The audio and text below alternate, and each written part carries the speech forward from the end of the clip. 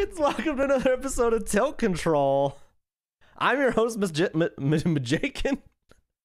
You get better every time. I love this. Keep going. Mystakin, joined as always by my co-host, Owen. Hi, we did a pilot episode and you still are having trouble with the intro. Welcome to Tilt Control. You're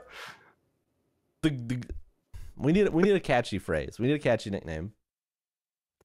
We're gonna I don't know. You got nothing? Why didn't we do this before? It's a good question. We're gonna steer you through the latest in video game news and entertainment. It's good. I like it. The steer. It's good. Should we get into it? We have a billion things to cover. Yes, because of course we decided to launch this podcast right after E3. And we thought this through. Yeah, we have a metric fuck ton of things to go over, including, this is more of a personal note, I guess, right? This first one?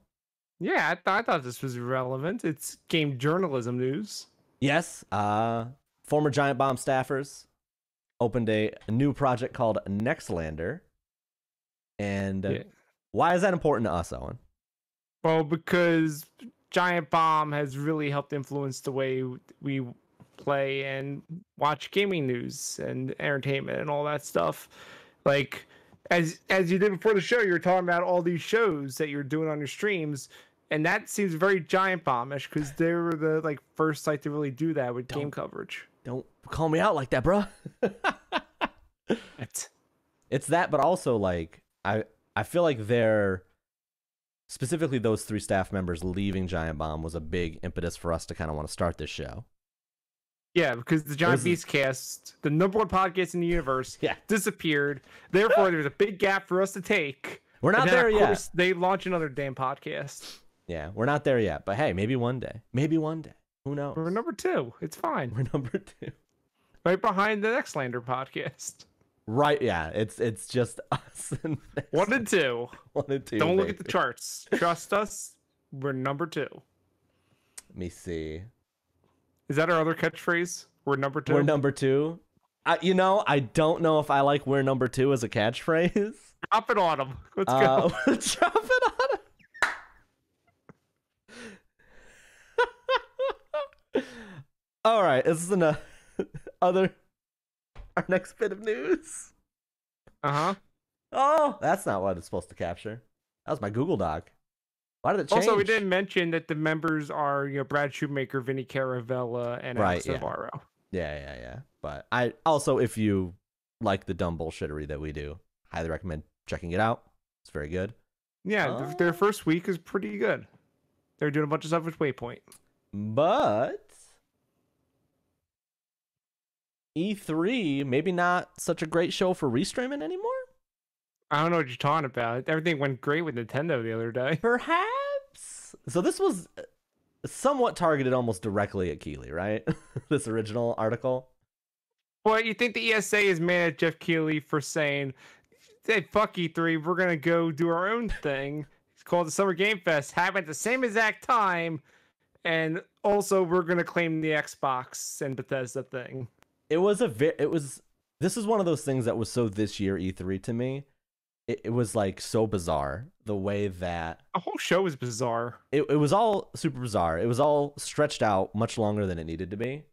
And there was this weird push and pull between Game Fest, which happened last year because E3 didn't happen, and then E3, which is trying to make a comeback of sorts, but didn't want to work with Game Fest, I guess.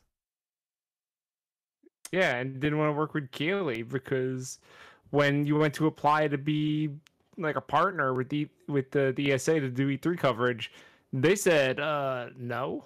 Yeah, it wasn't the article thing only 100-ish people were actually officially allowed to restream E3? Yeah. I bet you a bunch of the people that we follow are not on that list. No, absolutely not. And then we didn't put it in the notes, but there was the Nintendo thing.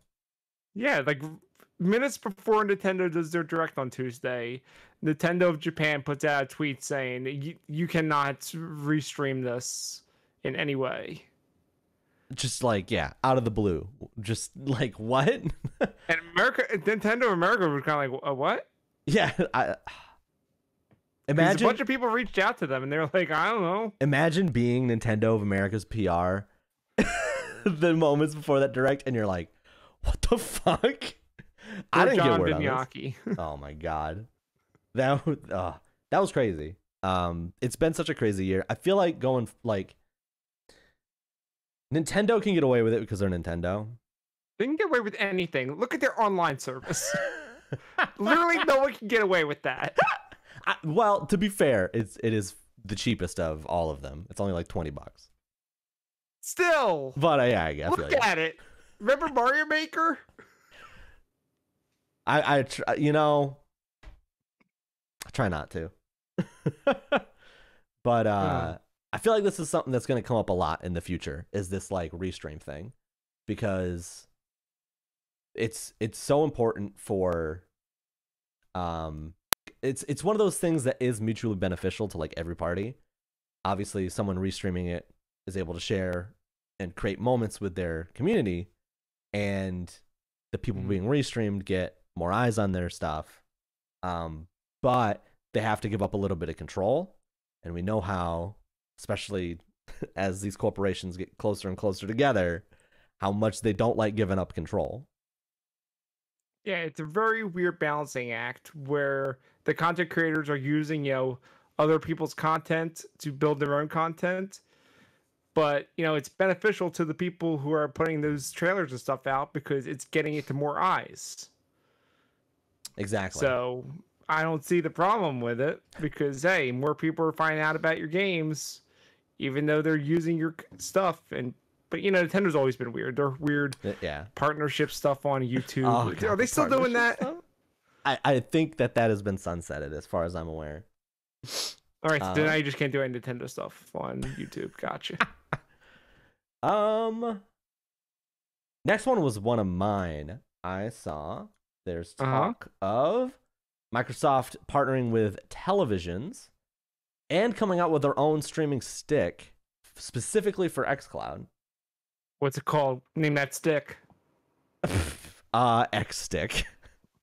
No, that's horrible. That's horrible. No.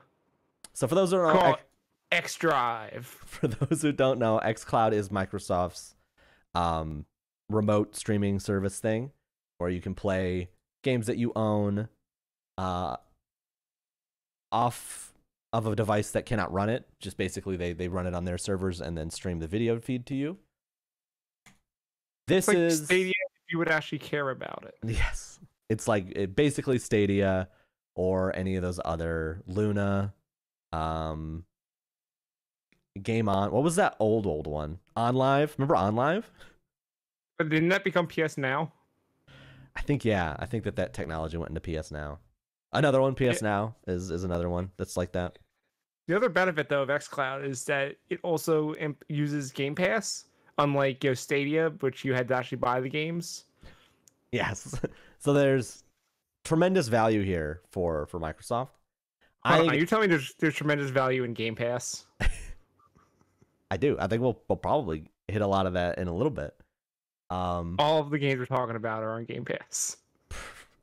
But this is big future stuff here. Like, if you can buy a TV and then nothing else, and still be able to play games on it. Well, a controller. Well, you still need a controller. Yeah, a TV and a controller. That opens up like so many possibilities for people, and could be really good. My question though about the stick is, are you able to plug an Ethernet cable into it? Because as someone who's played xCloud on Wi-Fi, if I could do a tethered connection, I would much rather do that. That is a good point. It's not like Netflix or YouTube or something like that where it can buffer, like it can buffer ahead, right? It needs to be as quickly as because it has to react to your inputs. So they can't just buffer the video ahead, and if you lose some packets because of Wi-Fi, no big deal. Like it is a big deal. Yes, as the expert on streaming video games on here, like not like onto Twitch, but I mean actually streaming them, because I had Google Stadia for a while, and I have tried xCloud, And let me tell you, if even there's a slight delay, it feels real weird. But when it works, it is magic. I'm gonna skip this next one because it ties into another topic later on. Oh, really?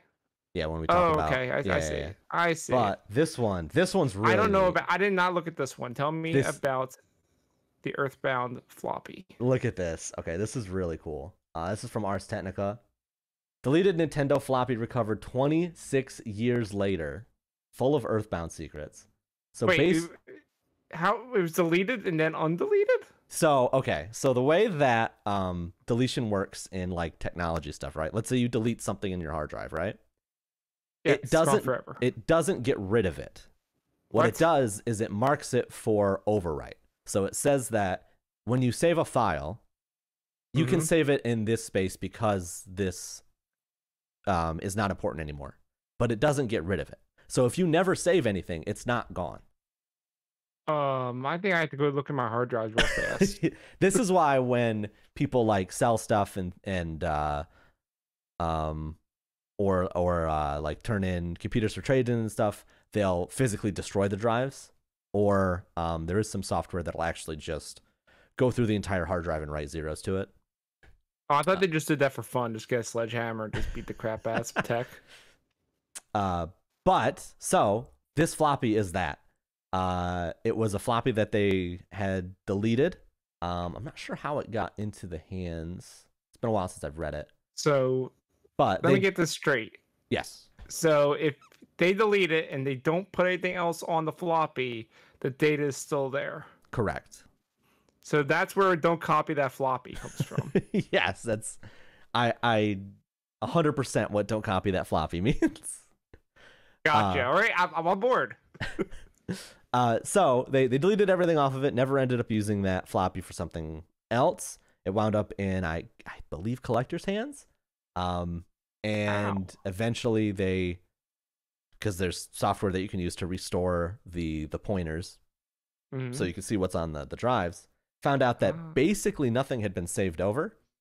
And there's a bunch of really neat, like, behind the scenes stuff for the original or for Earthbound, which is Mother 2. No, sorry. People only care about Mother 3. Including like temporary dialogue, developer notes, things like that. But it's a pretty cool article from Ars Technica that I ran into. That if you're an Earthbound fan, I'd recommend checking it out, because it's not like anything as crazy as that Nintendo leak from a while ago. Right. So the information that was on that floppy, did they upload that online so everyone can access it? Yes. They're also, I believe one of the like fan ROM hackers in the community like hacked in some of the temporary dialogue to show like what it would look like in game and stuff too. It's pretty neat. Sounds crazy. We've got a pair of Roblox news here. Tell me everything you know about Roblox. Go. Did you know Roblox is a publicly traded company? I did know that. You can buy stock in Roblox. Roblox. Not Robux. No. Robux? No. So can I use my Dogecoin? God, no, probably not. Oh man. So no Roblox to the moon. Each of us put a news article about Roblox in this section. Mine is basically getting in the idea of this is becoming more and more of a store, which is kind of awkward considering Roblox is directly targeted at children. I mean, Fortnite kind of is too. Fortnite, at least, like, kind of is. Have you seen the Banana Man? Roblox. Kids love the Banana Man. Roblox is, I mean, it's. I think it skews even a younger demographic than like Minecraft. Yeah. Which is pretty nuts. So I literally don't know anything about Roblox besides I think Lil Nas X did something on there. That would make sense. It's basically like Minecraft, but you can make a full game. I thought you were gonna say it's like Minecraft, but also VR chat. It's a little bit of that. The tool set's very powerful, and it has only been getting bigger and bigger with time. Right. And So the article, what's the deal about the spending? so basically it was like a watchdog group that was like, hey, it's kind of weird and fucked up that you have this primarily child fan base and are starting to kind of be a publicly traded company that sells things to its users, to people who don't have their own money to spend, more or less, right? So there's a bunch of microtransactions in there. Yes. And kids are getting access to their parents' credit cards and spending a bunch of money that they have no idea what they're doing with. Pretty much. It's slowly almost becoming its own storefront.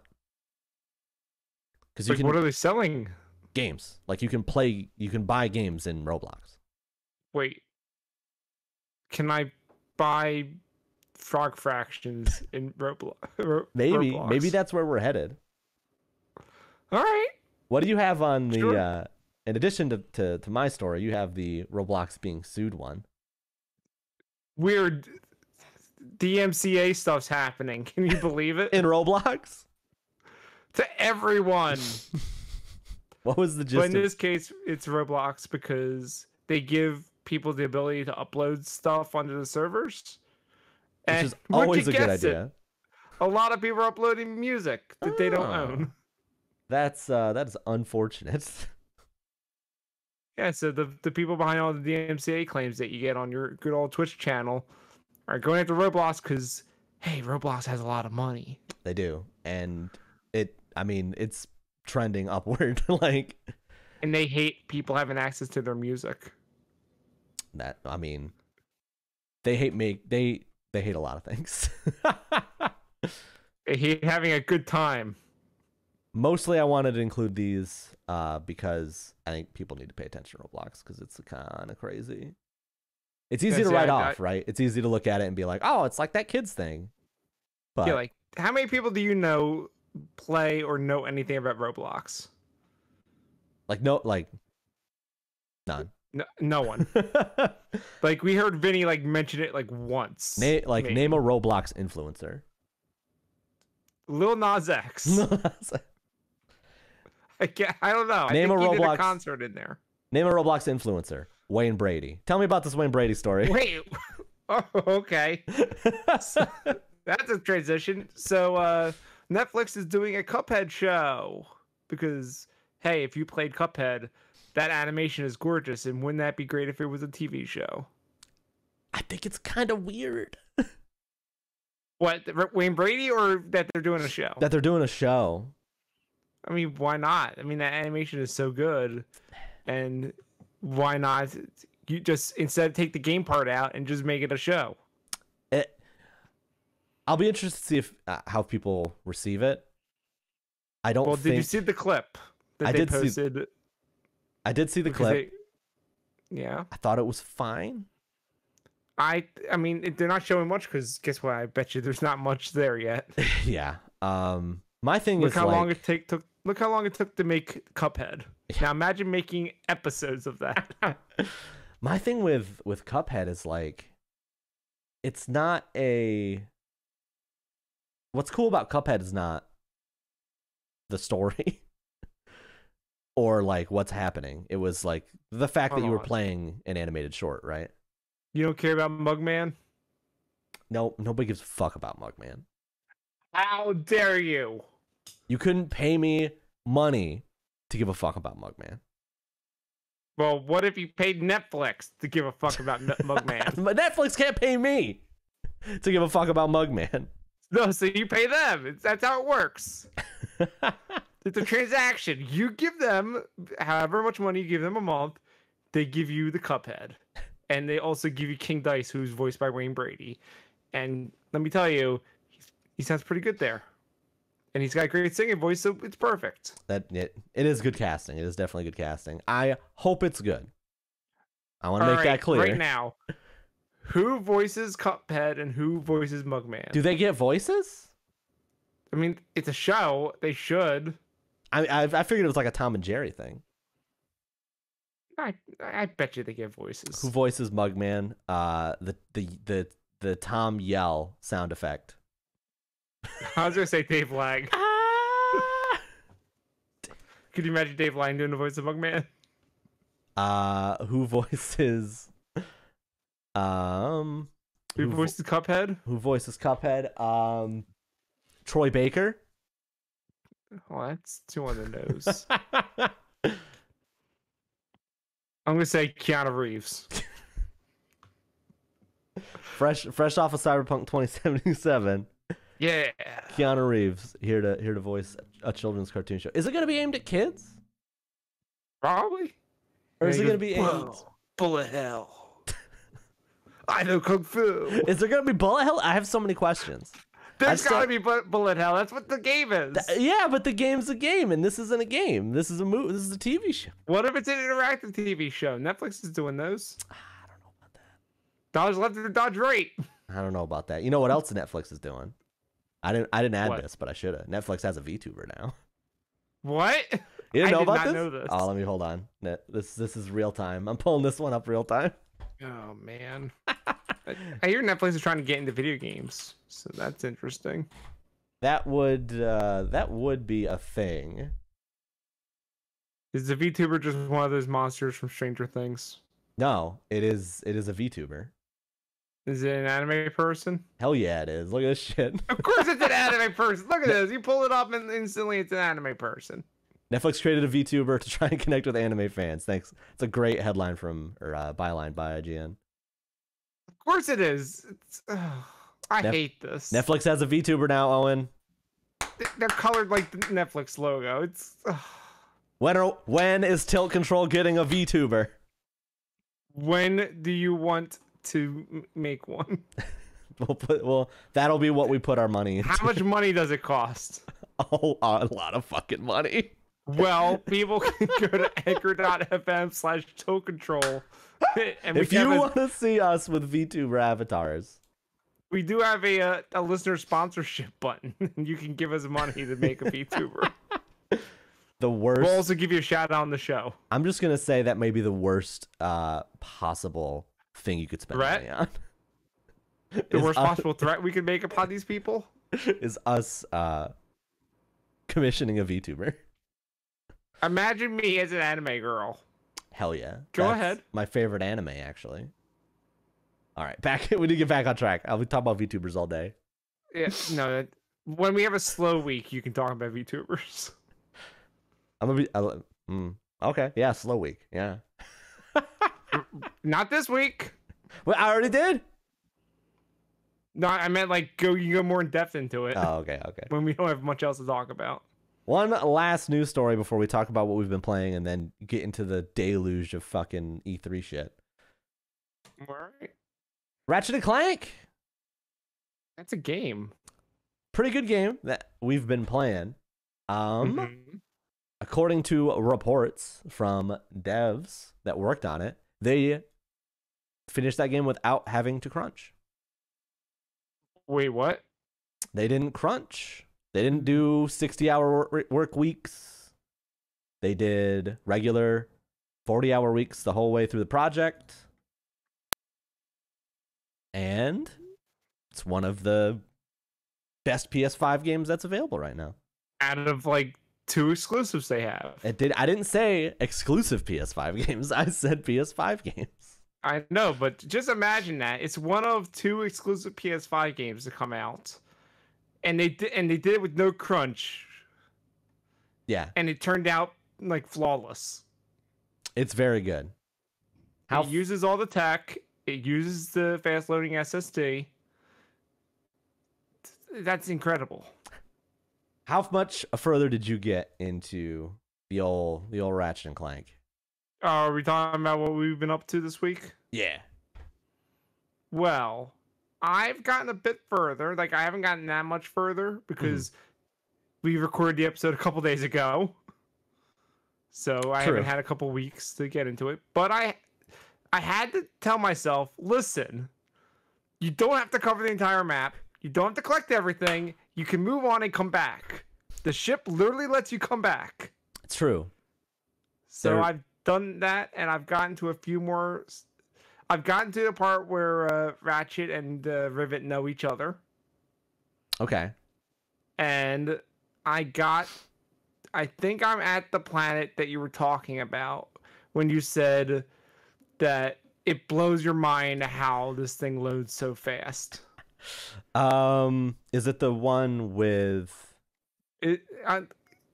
minor spoiler for Ratchet and Clank, even though I'm like still very early in the game. Mm-hmm. It's like the third planet. It's the mining one that's all blown up.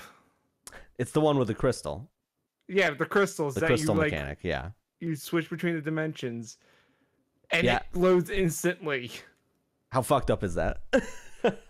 How? It looks How great. How do they do that? I don't know. It's awesome. I just kept doing it. Like an entire world. This is awesome. Just loads like that. The other funny thing is because I've been watching speedrun stuff for it. It's so funny to see people like get this obscene amount of speed that normally in like old Ratchet and Clanks, you would end up in an area that's untextured because you're going so fast, or it would like hitch up. But it doesn't.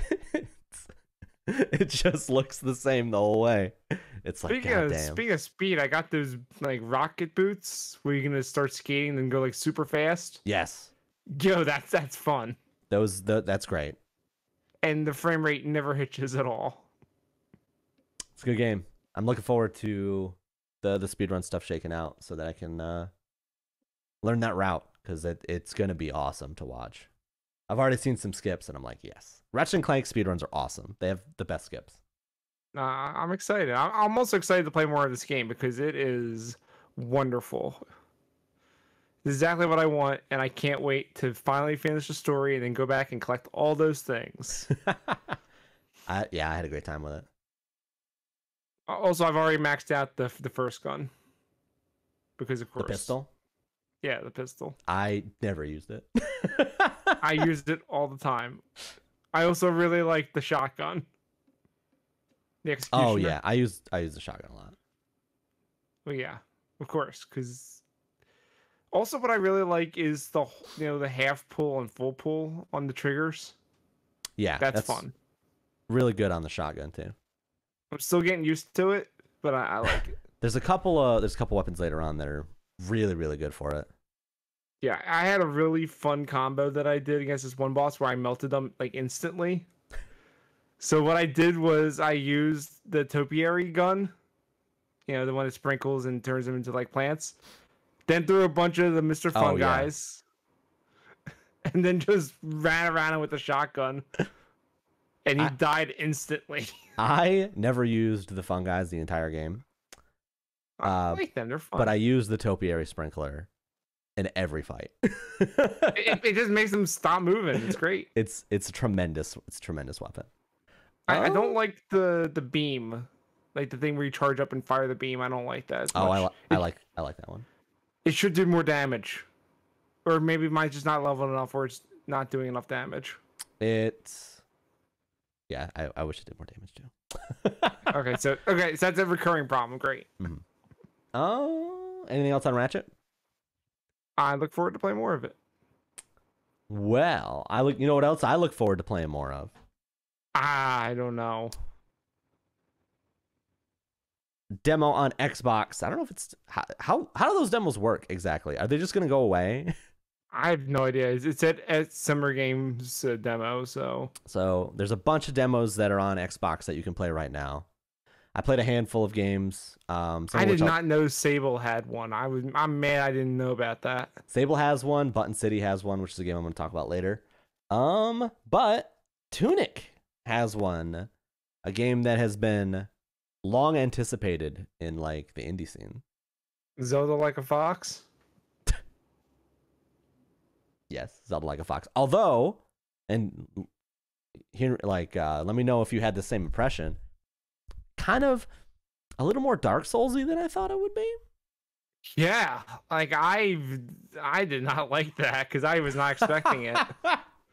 I got very mad at that demo. Oh no! When I got to that cave, I got very mad. Oh, that cave is hard. That cave was ridiculous. And I went, oh, I don't know if I'm going to like this game now. I don't think I have the patience for this. That's where I doubled down. I was like, oh, let's go, dude. This looks awesome. Basically, so visually it's like isometric. You should just check out how it looks. It's gorgeous. But it looks kind of like a Zelda-like. But as you get deeper in, there's like these statues that are basically bonfires from Dark Souls. When you die, you drop gems, kind of like dropping souls in Dark Souls. And then you can run back to pick them up. And then the enemies are not easy enemies. They're not nice. I don't like them. They're hard to defeat. I have a question for you. How did you get that sword? You didn't even get the sword? No, I know I did. I want to know how did you get it, because I'll tell you how I got it. I'm interested. It's not the way you're supposed to get it. Interesting. I started finding the enemies, and then I was like, the sword's right there. I'm just gonna go get the sword. So I ran past a lot of the enemies. So there were big bushes between me and the sword, and one of the enemies knocked me through them, and then I got through, and I'm like, okay, I get the sword now. That's pretty good. Yeah, I'm pretty happy about that. Like, okay, they can't reach me, and I can get the sword. All right. Can't believe you cheated the game. I can. I played a lot of that demo. I couldn't figure out if there was an end. Oh, at the end of the cave. It took me back to the menu, and I beat the cave. Wait, what? What the fuck? Yeah. I couldn't figure out. Was there? No. Yeah, when I got through, I got to the point where it took me back to the main menu. Did you fight a boss? I beat the demo. Did you fight a boss or anything? I mean, that last room really sucked. I got to. So really tough people in there. The other thing that's Dark Soulsy is like, in that cave area, you'll push forward, get to a spot where you can like knock down a bridge to go back. So that if you die, you don't have to go through all that stuff again. Which was really nice. So I got past like the second bridge, and there's like a room with water, and it didn't seem like any way forward there. I guess I just didn't see it. Yeah, there's a way. Fuck. You go around the water. You don't go into it because there's just an item there you can get. But if you go around the outside, you can get to the next room.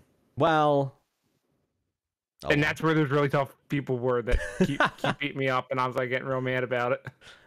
That's unfortunate. But I did like what I played, and I'm hopeful that they can finish it soon, ish. Yeah. Or whenever they do. I'm looking forward. We should also talk about how gorgeous that game is with the lighting and the textures. It looks great. A phenomenal looking game. Like I streamed it, and I had several people come in and were like, dude, what is this game? This game looks amazing. Look at that little hair bobble on the fox when you run around. It's great. His little dodge roll. Yeah. He just throws like all of his weight into the roll, and it looks great. Also, you have stamina, which is great. Stamina. Did you get the shield? I did. The shield's like so necessary for fighting some of the enemies in the cave. Yes, it sure is. It's great when the one enemy knocks out almost all your stamina when it hits you. Also, the fact you can't roll in the water. It's great. Not being able to roll in the water is rough. That made me real happy to fight those tentacle monsters. It's great. Everyone should play it. Any other thoughts on Tunic? I don't know if I want to play it. I'll have to watch more people play it, see if it's that hard throughout. I'll play it and then I'll let you know. Okay, because I just don't know if I have the patience for it. Because if it's a Zelda game, I just want to roll around and have fun and shoot things, and I don't want to have to keep dodging and running to get stamina back. But that's your kind of game, so I want to do that. All right, let's dig in. All right, let's first take a quick break. Take a stretch break, everybody. On the podcast, take a quick break, and then we'll get back into the E3 announcements. Everybody, get up and stretch. No, don't steer back in. Come on, it's just for the intro. Welcome back, everybody. Let's get into the meat of today. I don't know why I'm talking like that. Yeah, there's a lot of stuff on this list.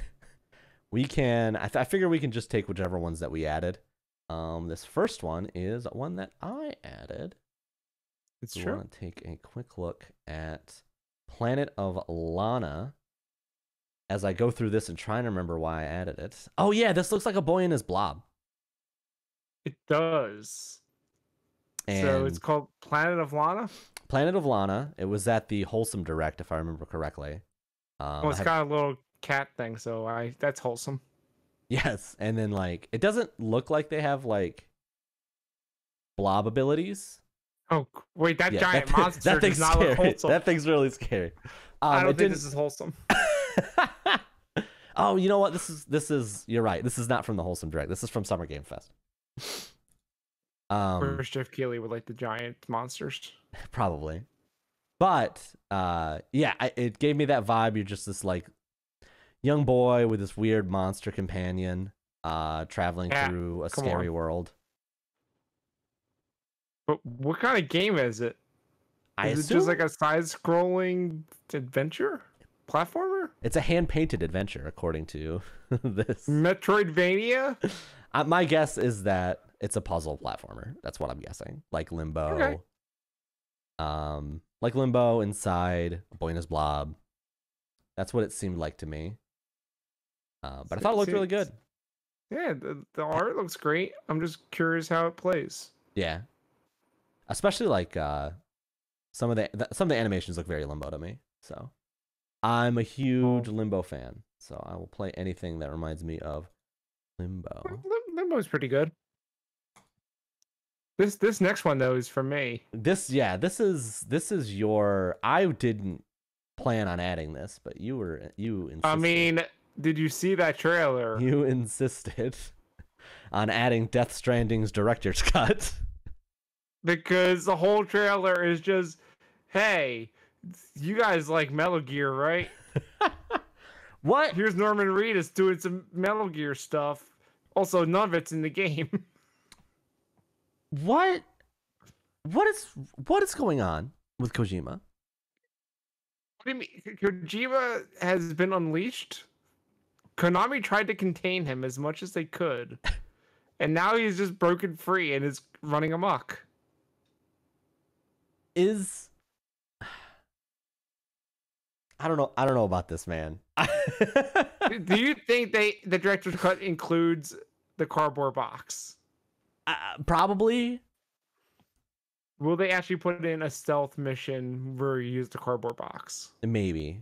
I mean, it would be good if they added gameplay to that game. I think that would be a positive change. Is that what he cut and he has to put back in his gameplay? Yeah, that was what was cut, was the gameplay. So, yeah, I'm down for I'm down for Death Stranding with gameplay. Well, bad news, it's not in here. It's gonna be more cutscenes and more of his commentary. Well, no, that's the thing though, is that like Death Stranding. I wish Death Stranding had more cutscenes.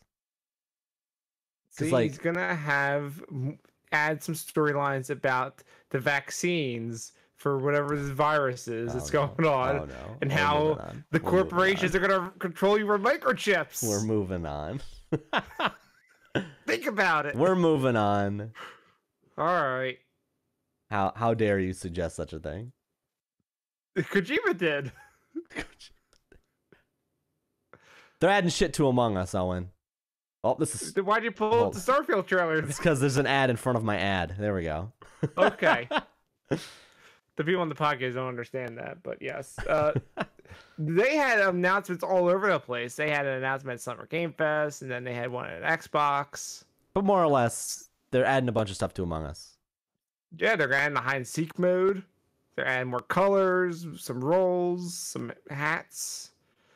On Xbox, they're adding I'm guessing all the other platforms are adding 15-player lobbies. Yeah, that seemed like pretty universal. Yeah, they were gonna do that. They had achievements. Yeah. And so yeah, Among Us is getting a bunch of new stuff, and it's gonna be on Game Pass. Should we play more Among Us? Maybe. I don't know. I haven't played that in a long time. I'm very interested in the hide and seek mode, particularly. I think. Because there's no murder. I don't know. We'll see. But hide and seek I would sounds like- cool. I'm interested in the roles. Like you could be like a doctor, or like you'd get. Presumably, if Like- it's like Mafia or those other games, you would have some sort of ability based on your role. I'm wondering if it would make your tasks as certain things on Maybe. the ship. I'm also just a sucker for new tasks. A version of Among Us where you just do tasks is probably my favorite version. Without of Among Us. murder? What? Without murder. Without no murder, just tasks. So we're just gonna play Space Team. Yeah, I'm down. I mean, I like Space Team. Let me see. This is another one of yours. Did I?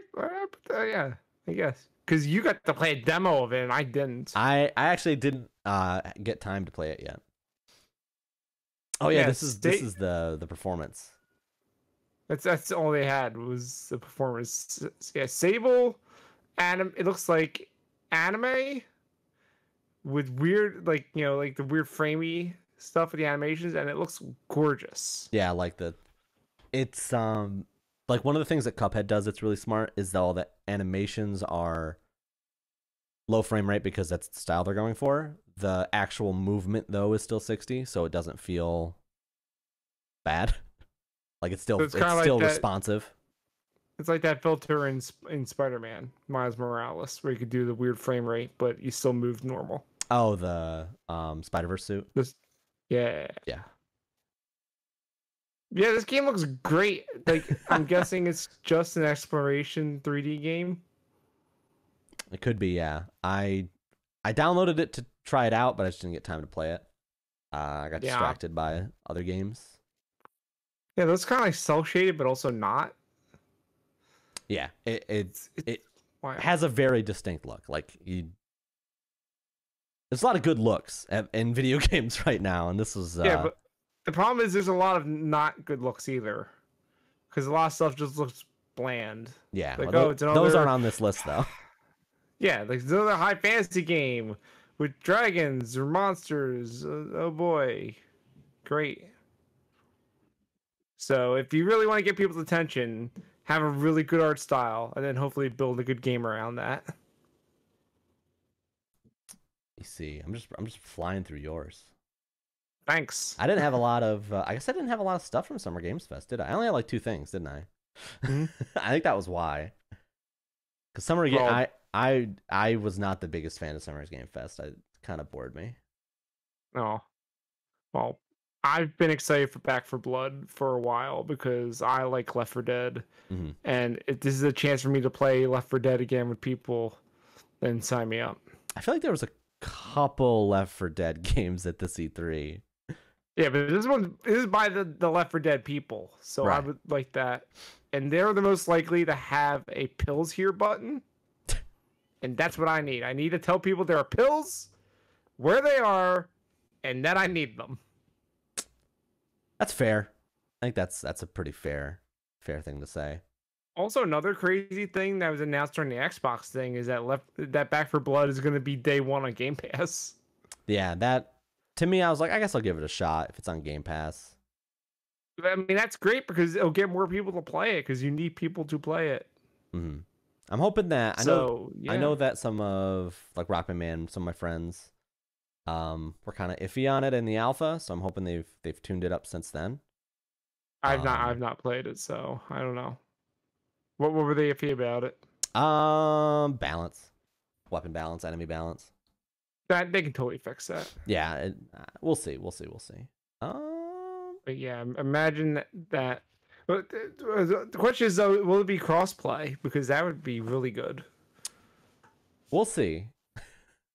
You can never count on crossplay anymore. I don't know if you ever could. I guess really. Well, I mean, don't include Sony. No. Don't include Sony on that. I mean, I meant PC and Xbox. It's not gonna be on Sony. And maybe Switch. You know what is gonna be on Sony? This is the big dog. Oh? This was the closer. The closer to the Summer Games Fest. So what is Elden Ring? It's a Dark Souls game.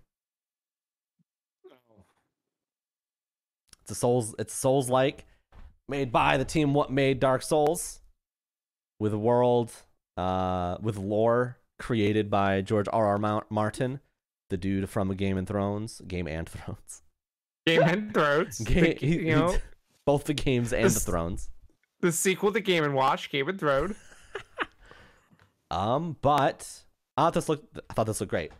Elden Ring was getting to that point where if they didn't show something, it was going to become like Cyberpunk.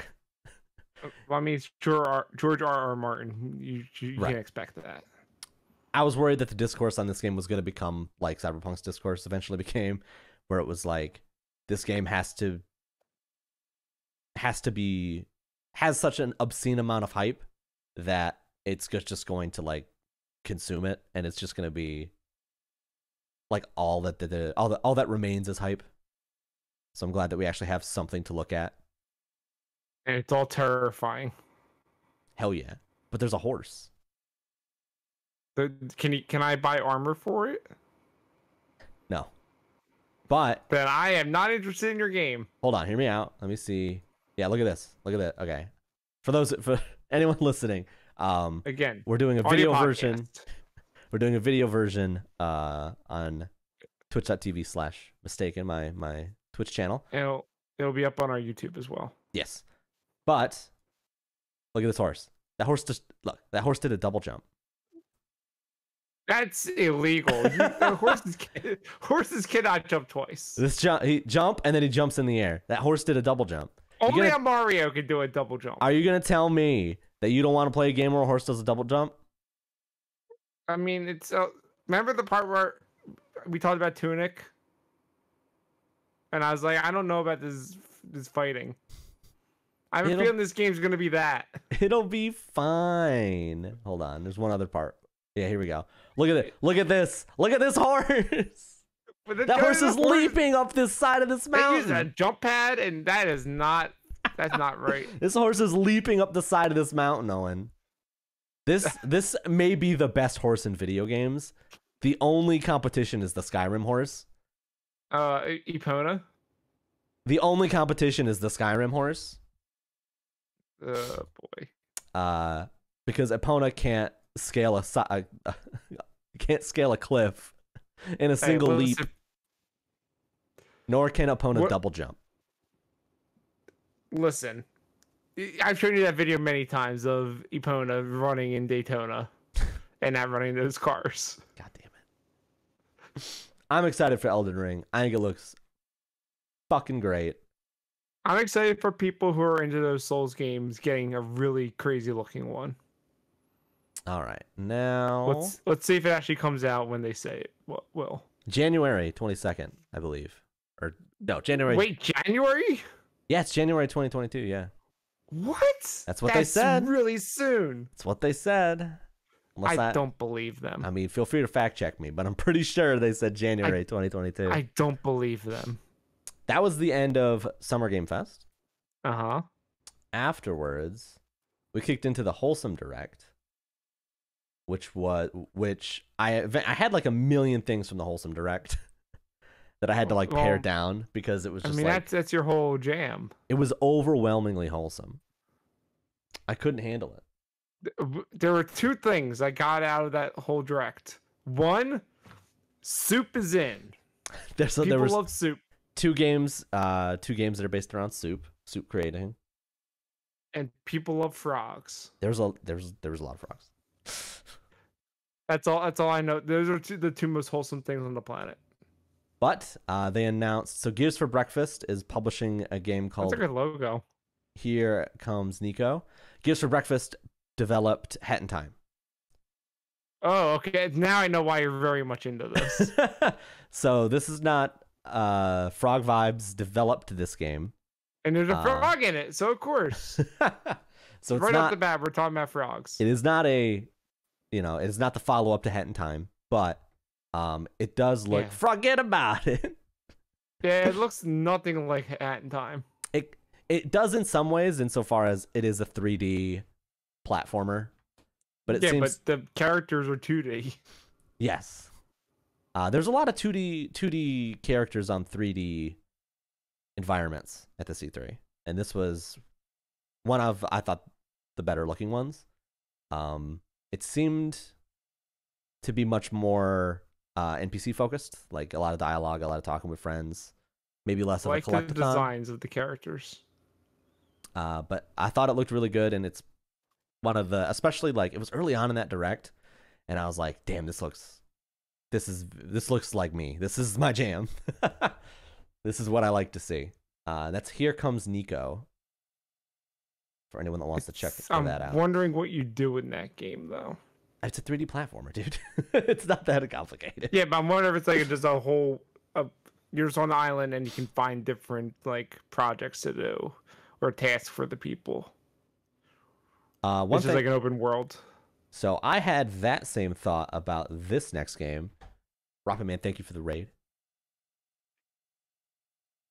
Again, streaming on Twitch. So again, this is a podcast. No, I know. But listen, people know what the internet's like.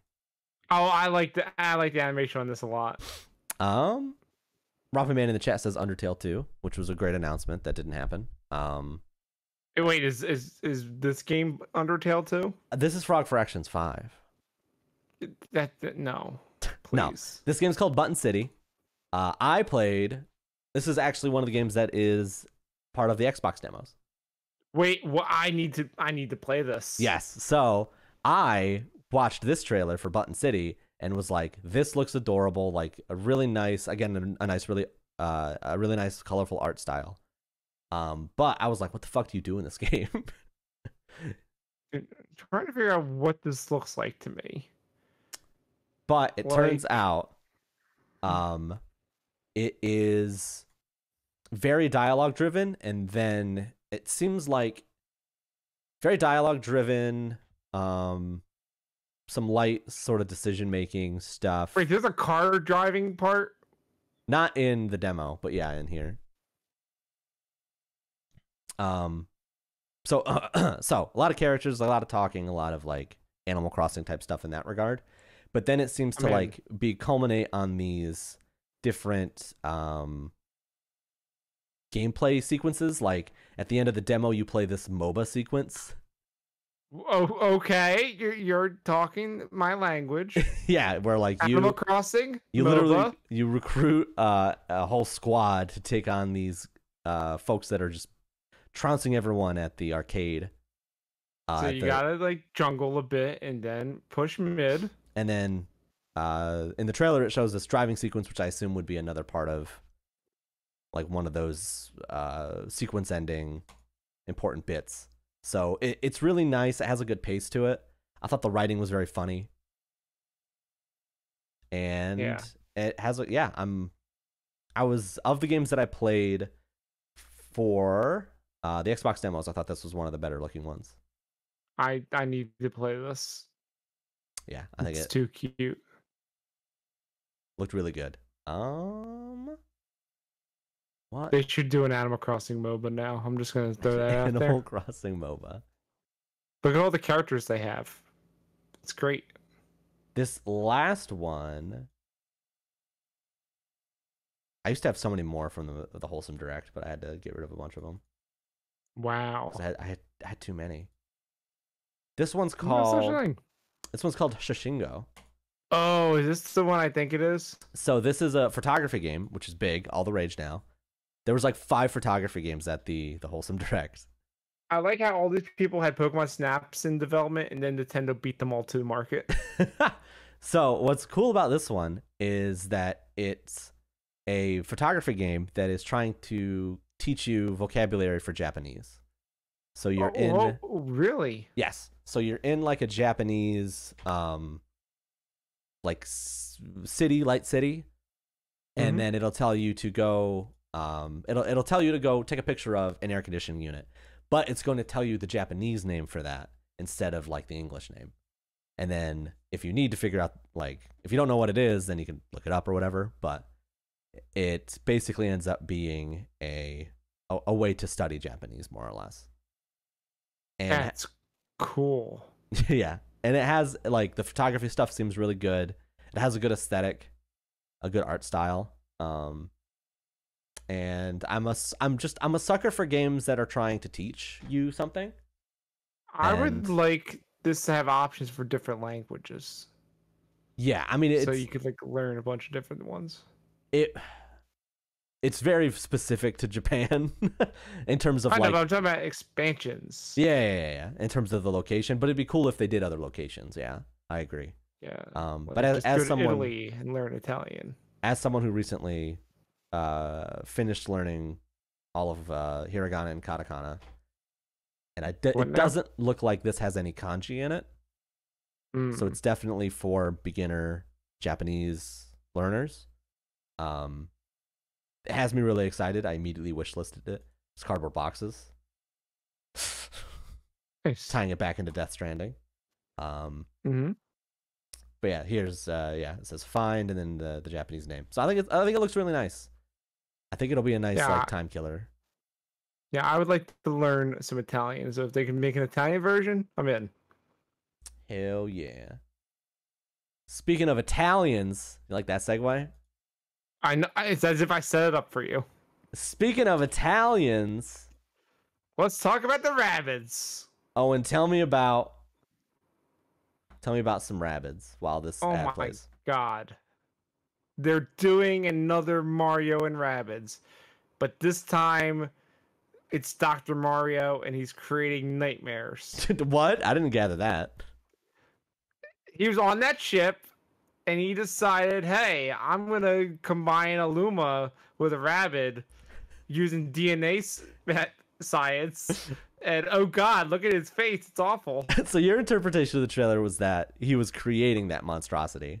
Yes. I had assumed that they were analyzing it. No, he made that. You think he made it? He's a doctor. He's Dr. Mario. He's not wearing the lab coat though. He's always a doctor. Come on now. If you say but so. Yeah, the Luma Rabbid is a nightmare. But you know what's not a nightmare? Is Rabbid Rosalina. I don't know. Rabbid Rosalina is also kind of a nightmare. I don't know. She just is so over everything, and it's wonderful. As Rocket Man says in the chat, doctors are only doctors if they're wearing a lab coat. Exactly. It's fine. Exactly. Whatever. He still did science. But also, Rabbid Rosalina is my mood throughout all of 2020, so I am here for it. It's totally understandable. So we both played the original. I did not finish it because let me tell you, that game got way too hard. Yes, I did finish it, but I said a lot of very colorful language towards the back half. I said all those too. But I just stopped. If I have one desire, it seems like they're definitely nailing the look of everything. Like the additions look really fun and cool. The premise seems great. Just really hope they tighten all of the gameplay stuff so that it is fun the whole way through. Did you see any of the gameplay? I mean, it looks identical. No, it doesn't. Because you could free move on the battlefield. You get an area you can just run around instead of running in tiles. Before. That was between battles, and you can move freely in the battles. So maybe that'll help with some of the jankiness before. We'll see. Yeah, because it was all grid based before. I could have sworn it's not. I could have sworn it was free roam before, but you may be right. I mean, it's been. The other thing is that like this is a sequel to a game that came out like 4 years ago. Yeah. So. But yeah, it was because I was looking back at some old footage and like it was all grid based. In this one now you can actually move around during your turn and do stuff. And also the people making the game said they're gonna make a super easy mode for babies like me, so I'm happy. Well, we'll see how well that goes. I hope it works out because I loved that game and I loved aspects of that game and the new game looks really good. I loved the story and the writing of that game because I also went back and watched the battle with the big singing ghost. who just Right. makes fun of Mario the whole time. Yes. Iconic. I hope so they had Grant Kirkhope do the soundtrack of the first game. I hope they get him back because They better. he knocked it out of the park in the first game, so it'd be great if he did it again. We'll see. So that was at the Ubisoft event. No, Ubisoft. So something else at the Ubisoft event was this game called Phantom Abyss. Was it? Yeah. I thought this was at Devolver. Oh, you're right. There's only one game from Ubisoft that I cared about. That was why. Okay, yeah, I thought this was at Devolver. You're right. This is Devolver. You're 100% right. So this is like multiplayer Indiana Jones, except all of the non-U's are failed runs from other players. So it's like So I heard some more about this, and it sounds absolutely bananas. All right, before you go, so it's basically like, if you remember from Super Meat Boy, one of the things that it would do is at the end was it would play all of your failed runs with your successful run. It's like that, but in real time with other players, which is kind of wild. What did you see that changed your that? Well, the thing is that there's one active map for everyone at a time, and as soon as one person completes it, it retires the map. What? And moves to the next one. What if you're in the middle of the map? Like I guess you finished your run, but you're not the one that finished it first. Okay. Someone else beats you to it. It doesn't just boot you out.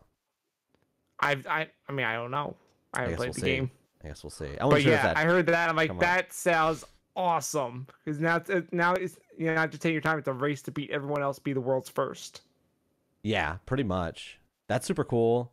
Like, aesthetically, it's like first-person Indiana Jones kind of style, but it also, yeah, but it definitely like seems very like Mario Maker-ish, like hard Mario Maker levels or Super Meat Boy-ish, insofar as there's going to be a lot of traps. There's going to be a lot of tricks because they don't expect you to beat this level in one go. Because if they did, then the whole premise kind of falls apart. Yeah. And you can watch a bunch of people fail in front of you and learn from them. Exactly. So I think, yeah, Phantom Abyss. That game looked fucking sick, and I can't wait to give it a shot. I'd like to race you in that. I will gladly kick your ass in that. I mean, you will, but I'll still have fun. This next game you did not have on a list, and I don't know why, because look at who's making this game. It's not Lucasfilm. No. You mean the creator of Pony Island? Yes. Hell yes. Because you and I talked over the Devolver thing, which, by the way, was a whole fever dream that we don't need to get into. No. But this game, I was like, oh, it's card-based. I don't know about that. And then the Pony Island stuff started happening. Yes. And I was like, you know what? I don't think the card thing is the draw here. No. God. Like, when it popped up and it was like from the developer of Pony Island, I was like, oh, fuck. First of all, if you have not played Pony Island, it is an indescribable experience. You need to go play it. Just do it. It's surreal. It is horror focused though. Know that going in. Like, it is a scary game. This one looks scary too. This one looks scary too. When it opened with the card game stuff, I was like, oh god, I hate card games. Same. I'm not into this at all, but I'm sure it'll be someone's jam. It's not for me. And then the second half of that trailer happened, and it cut to like some weird found footage bullshit. And also you're like roaming around the room and like doing stuff in the middle of the game. There's like a 2D thing with like a CRT filter and like just complete non sequiturs and FMV footage. Yeah, I was like, this is exactly what I wanted from the Pony Island developer, actually, now that we're deep into it. So that game is Inscription, spelled CRYPT, as in crypt. Yeah, I would like to play that. Yeah, I thought that looked excellent. Other games I thought looked excellent. this trailer for Death's Door is Which one was awesome. this? This trailer was happening. The crazy one. Yes. As this trailer was going, I just kept saying, "This is Titan Souls." Over and over, I was like, "Is this Titan Souls 2? What is this? I'd never seen this game before." Turns out it is Death's Door. It is not Titan Souls 2, but it kind of is because it's from the same developer. So it is like a very far back third-person action adventure. Think kind of like Hades. Yeah, I was gonna say, my first impression was Hades, but it looks like there's more to it than that. Yeah, but if it's like Titan Souls, it's not going to be a roguelike. It's going to be like a single-player campaign. But the thing that I like about this game, or about Titan Souls, and what has me excited about Death's Door, is the enemy design, the boss design is beautiful. The shopkeeper design. The shopkeeper design. More frogs. But the boss design in Titan Souls is excellent. Ladies. And I'm excited to see the boss design for Death's Door. I mean, there's a giant lady. There's a giant lady. It's true. Sold. The combat in their games is just so crisp and like tight. Another frog. And great. So I like watching this trailer. I just could not stop giggling about how excited I was to play it. This might be my most anticipated. It's definitely my most anticipated game that day of E3. Yeah, the movement and the fighting looks real crisp there, like you were looking for. So good. But before we close out Devolver, I think you and I both know what we have to do. Owen. Are we doing this? Owen.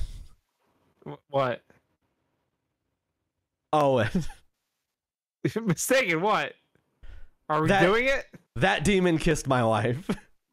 That demon kissed my wife. Or something. Oh, I thought you were going to say we had to go buy it like on the podcast. I'm like, I guess. We have till October. So Demon Throttle was, I think, the last game that they announced at Devolver. That demon kissed my wife. Well, no, they also released their NFT. Which is not a game. So this was the last game they announced. But it's a non-fuck-withable tape for $1,000 that sold out instantly. It's true. So Demon Throttle seems to be like almost like a top-down shooter, not Gradius, but like old, like vertical shooter style. With bullet hell. Yeah, kind of bullet hell light. Kinda. Look at all those bullets. But heavy like CRT filter, like complete. Yeah, it looks great. Complete with like color shift. Like this is one of the best kind of looking games that has gone for that kind of aesthetic, I think. And then on top of that, it is a game that is available physical only on Switch. On Switch. If you want to play Demon Throttle, you have to buy the physical copy. You cannot buy it digitally. And you will not be able to buy it digitally, presumably. Ever. Because I feel like if you're doing that, you commit to it. You don't go. Devolver would do that. Like you don't come out of the gate and go, you need to buy this game physical. Or like we're releasing this physical only, and then like a year later go, okay, we'll put it on digital stores, you know? Because then everyone that bought it physical looks like a fucking chump. Exactly. So, I wish this had online play. But again, it's a physical only game, so I get it. I wish it was maybe a little bit cheaper. But come on, that demon kissed my wife. A demon or something. Yeah. Like I definitely want to buy it. I'm intrigued by the idea of something being physical only. I have a question if you're mistaken. Yeah, what's up?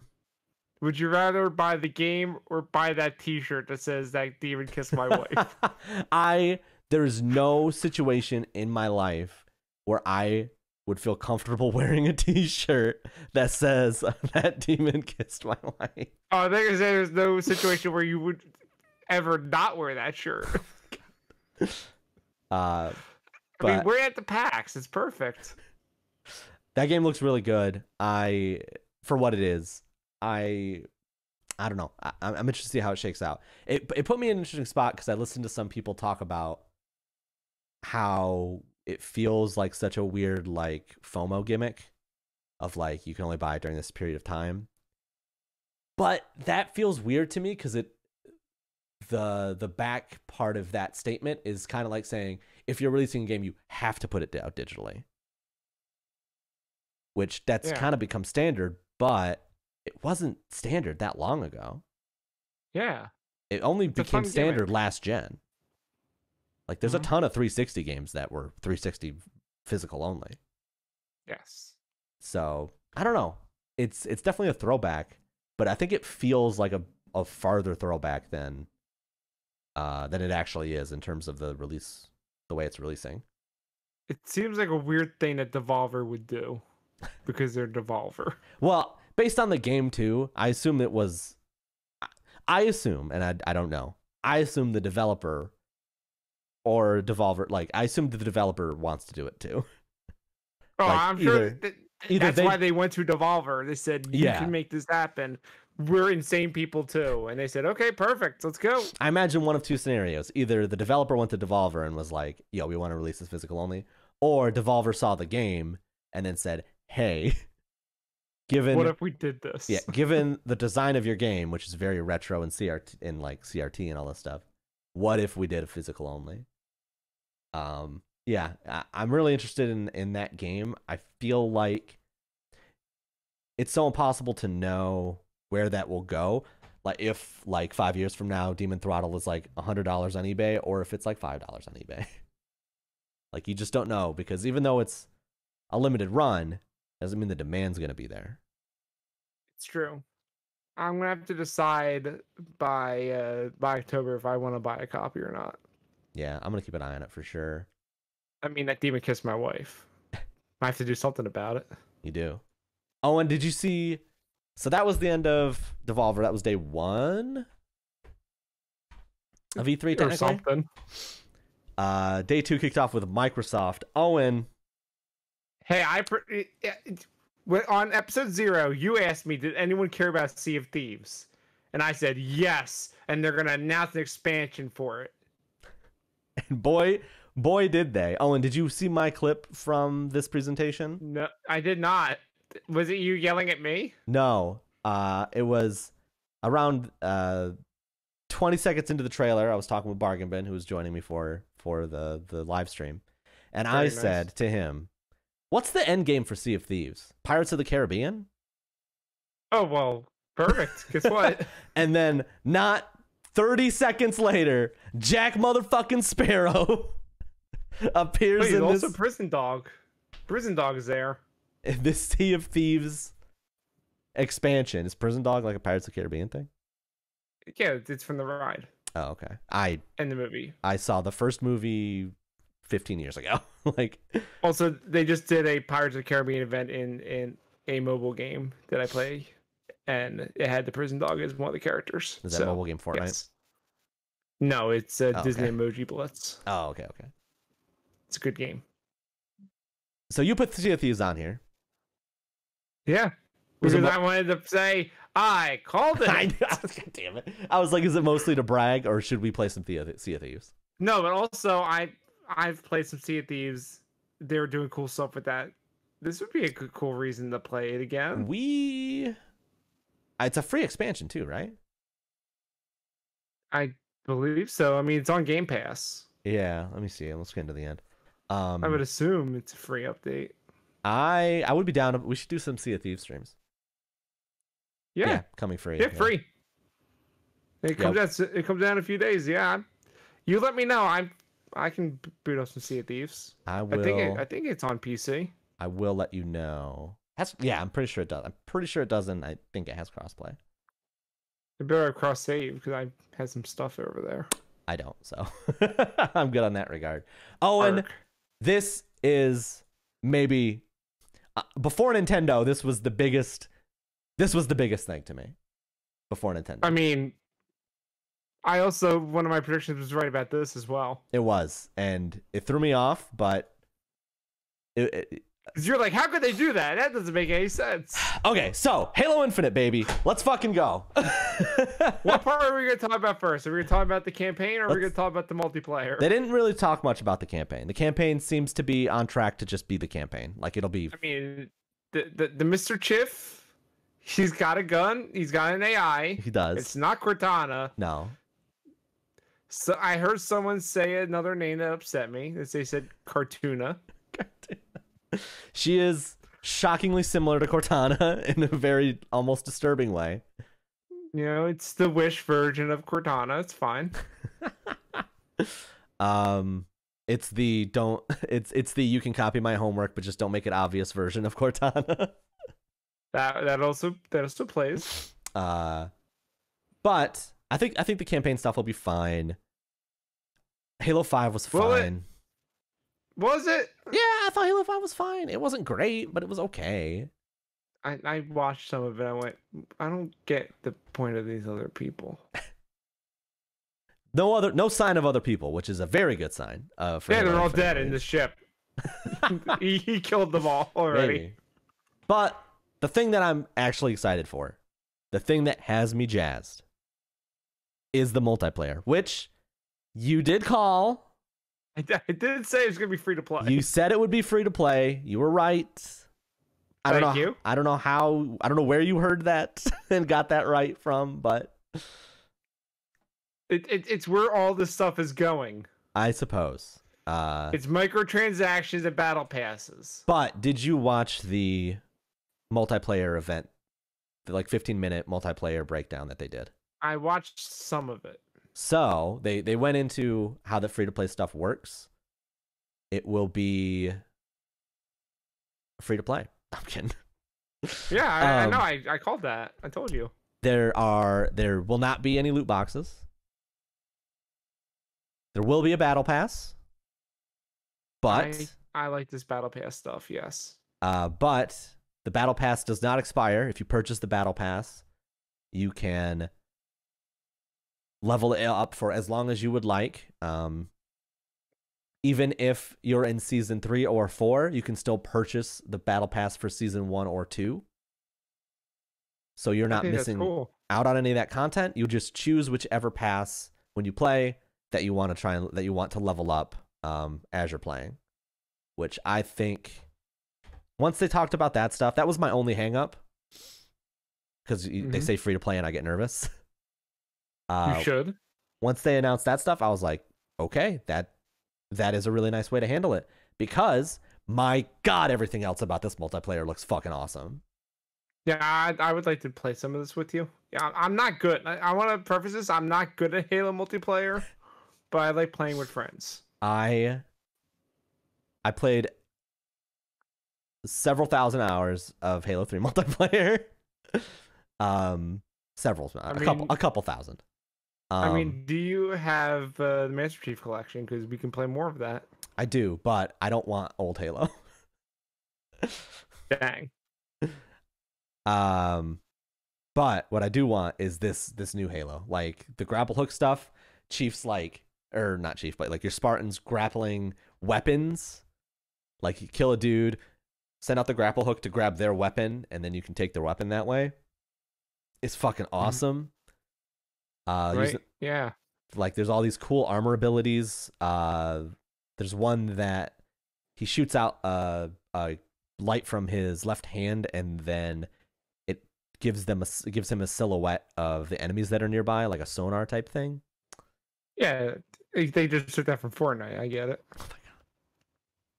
But it looks very good, and before Nintendo, this was the number one thing for me, and it's still way up there. Yeah, I'd be down to play this. Also, I can't wait for the season where the battle pass is all Viva Pinata stuff.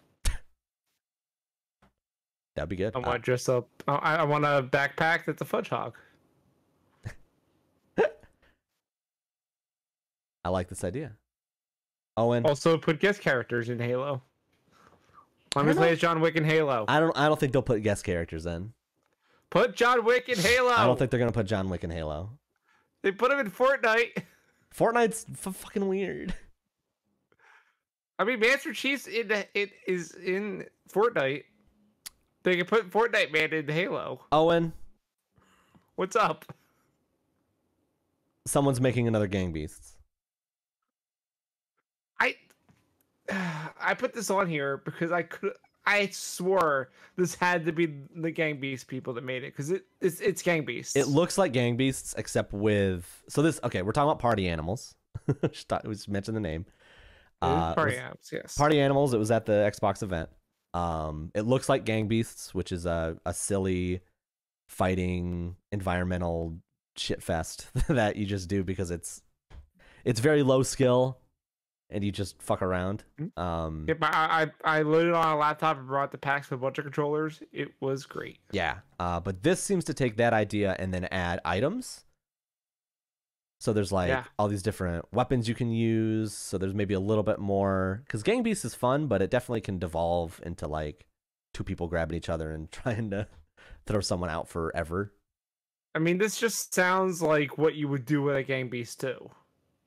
It does, like so much so that I was shocked that it's just a brand new developer and a brand new publisher. From what I saw, like they didn't have anything else on Steam. The Gang Beast people should sue, or they should buy them.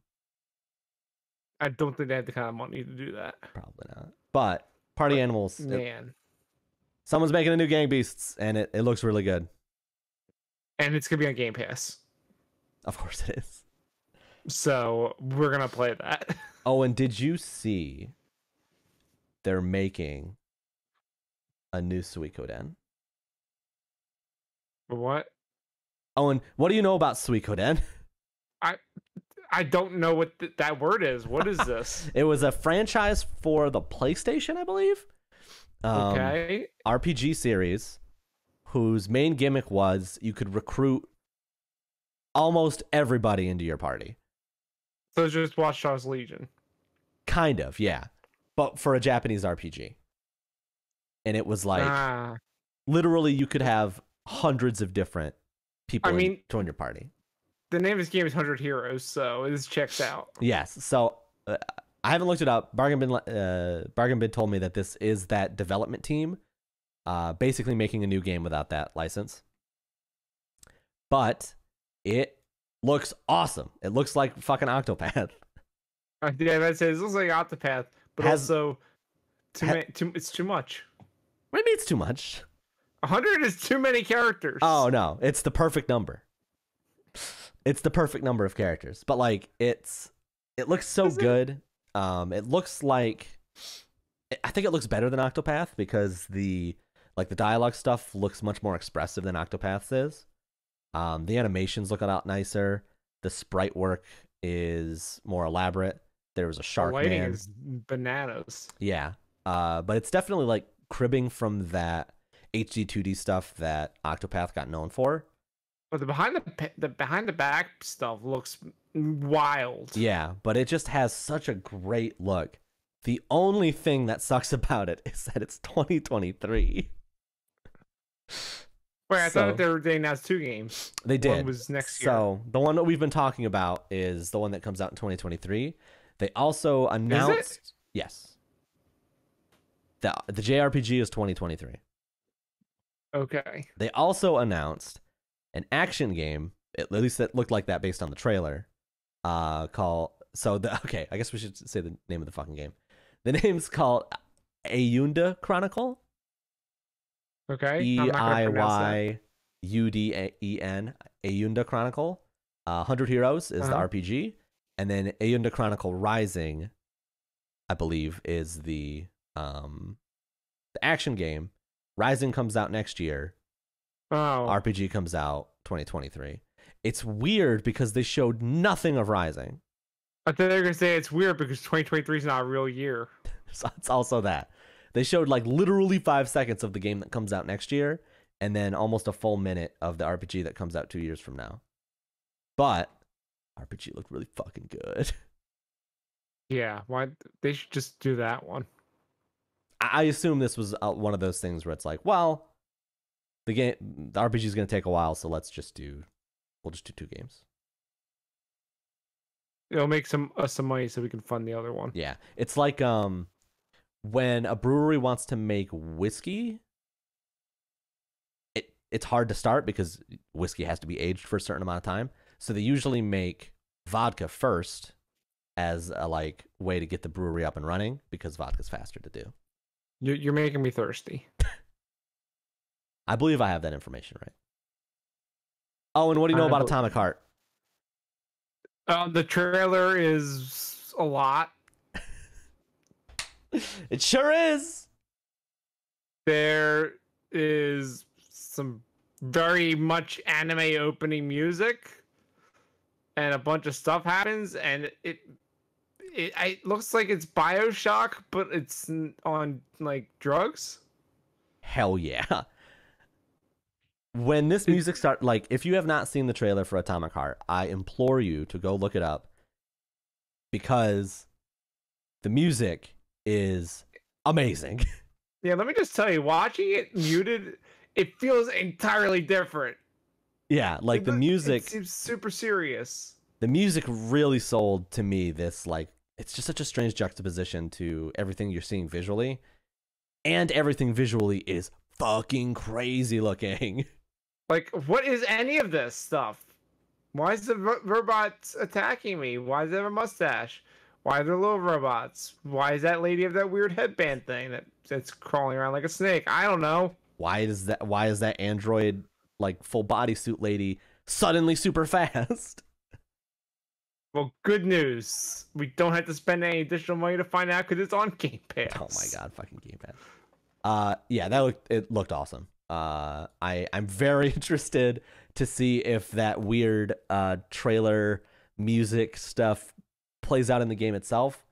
But even if it doesn't, I think I mean if it can nail that kind of BioShocky discover things in a weird creepy area, then that would be enough for me. No, I'm not. I'm here for weird anime music montages. That's what I'm here for. I mean, I would like if that was part of it. that stuff it was has to be really, really good. But speaking of possibly misleading trailers, and also, I was gonna say BioShocky stuff. But I guess this is more Fallout. Who knows what this is? The Outer Worlds 2 was announced, and the trailer is amazing. I thought it was Fable for a long time. I was like, oh, this could be the Fable game. And then there were shooty dudes in space, and I was like, oh, Fable's getting weird. And then at the end, it's just like Outer Worlds 2. Yeah. None of the stuff in the trailer is in the game. No, it's basically, it might as well be just a teaser. Yeah. Did the Outer Worlds 1 have this kind of wacky tone? Yes. I never played it. It is definitely lore appropriate. All right. In fact, I would say that the times that it was not in this jokey tone was some of the worst parts of the game. So, what kind of game is Outer Worlds 1? It's Fallout. Oh. It's Fallout New Vegas. But you go. Should I play it if it's on Game Pass? Yeah, let's give it a shot. Yeah, it's good. I mean, I have a lot of other things I want to play. Yeah, but it's very similar to Fallout New Vegas, except you're going planet to planet. I think the characters are really quite good. Mm-hmm. But I bounced off of it based on one part of the game that I really disliked. So I'm hoping the Outer Worlds 2 is a little bit less severe with some of the choices that they force you into. But is it problematic stuff? No, it was more so like I was forced into a bad ending of a scenario without really realizing that was what was going to happen. Okay. And I was like, I'm done with this. I feel you. Yeah. You know what I'm not done with? Vampires. Vampires are hot right now. Apparently. So yeah. So tell me about Redfall. It seems like it's Left 4 Dead, but it's vampires, and also it's Arcane Austin doing it. Is it Left 4 Dead, or is it like I don't know. It's a team of 4 with unique powers fighting against monsters. I guess, but But we don't know if it's first person or third person. I guess to me, for it to be Left 4 Dead, you have to be able to control the monsters. That was not the thing until the second one. Mm, The main campaigns where you were just people. I'm almost certain that was a thing in the first game. I don't think so. I could be wrong. Last time I played that was forever ago. Yeah. But hey, people like vampires. You could play as a vampire. Vampires are pretty cool. Pretty cool. The powers seem crazy in this game, though. Yeah, it was like their last kind of like big new announcement of like a new IP. Well, yeah, Bethesda doesn't do that very often. I think I'm interested in it. It was one of those like teaser trailers where it's like, okay, this is the announcement. How much of this will actually end up in the game? It's more of like a pitch. But there's not. I mean, there's a million games like this for zombies. There's not really any for vampires. So yeah, I think the stake hitting him with the stake gun was kind of cool. Yeah, I think there's a lot of cool stuff they could do with it for sure. I want to see gameplay before I judge it because it was just a cinematic trailer. Yeah. It's definitely just one of those that's too early to judge. But hey, what they showed looked quite nice. So I hope the design for it looks really good. Absolutely. Speaking of designs, you know what I'm surprised we didn't put on our list? What was that? We didn't put Starfield on the list. Yeah, it's because I didn't care about it. But didn't you see that one scratch on the thing? It could mean they're going to go to Tamriel. People are weird. I don't know. Starfield's cool. I guess. I don't know. I hope Starfield's good. I am not a huge Fallout fan. I'm not a huge Elder Scrolls fan. I'm not a huge, but I am a huge space fan. So I'm hoping that this will be the Bethesda game that I get hyped for. But I mean, Post Malone wants to see more Elder Scrolls, though. You know what I want to see, Owen? A motherfucking the actual main event of the Xbox presentation? Actual main event of the Xbox presentation. Yo, they're making a mini fridge. That looks like the Xbox. That looks like an Xbox Series X. I want to know how much it costs, and I want to know how big if it's exactly the same size as the Series X. No, it's got to be bigger. The Series X is really big. All right, so this this picture. Have you seen the Series X? It's really big. I have not. I only have the S. So in their sizzle reel, it has 2 cans stacked on top of one another, and then a third can like sideways.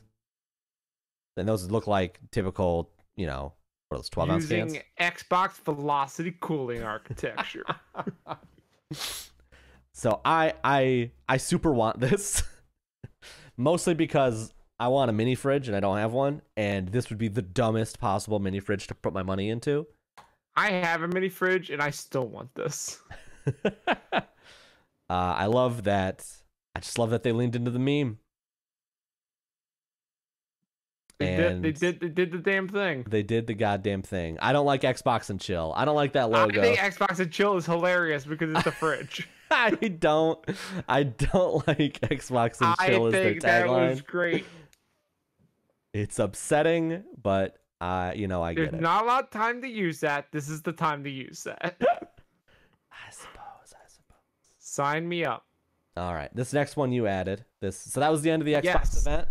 After that, led us into the Square Enix event where they showed 4 games. But one of them very much pertains to my interests. What would that be? It's Guardians of the Galaxy. Because so Square already put out that Avengers game, and it's multiplayer focused and it's a live game, and that's like they're like, oh, the story parts are great, but then there's all this grinding and relying on other people. So what if they put in So what if they put out a Marvel game where it's single player and it just focuses on the story stuff? And And that's has what we get. and is more Mass Effect-y because it was giving you like all these different dialogue choices and Yeah, I think that's fascinating. Like, cause the way the Guardians team work is that they are very like antagonistic to each other at times. Like it's like a family. Right. You love your family, but you kind of butt heads a lot. right. So playing into that and maybe like that affecting the gameplay, because for what it is you're playing as Star-Lord, but you can call in the other guys to like help with attacks, and maybe your relationship with them may affect that. Mm-hmm.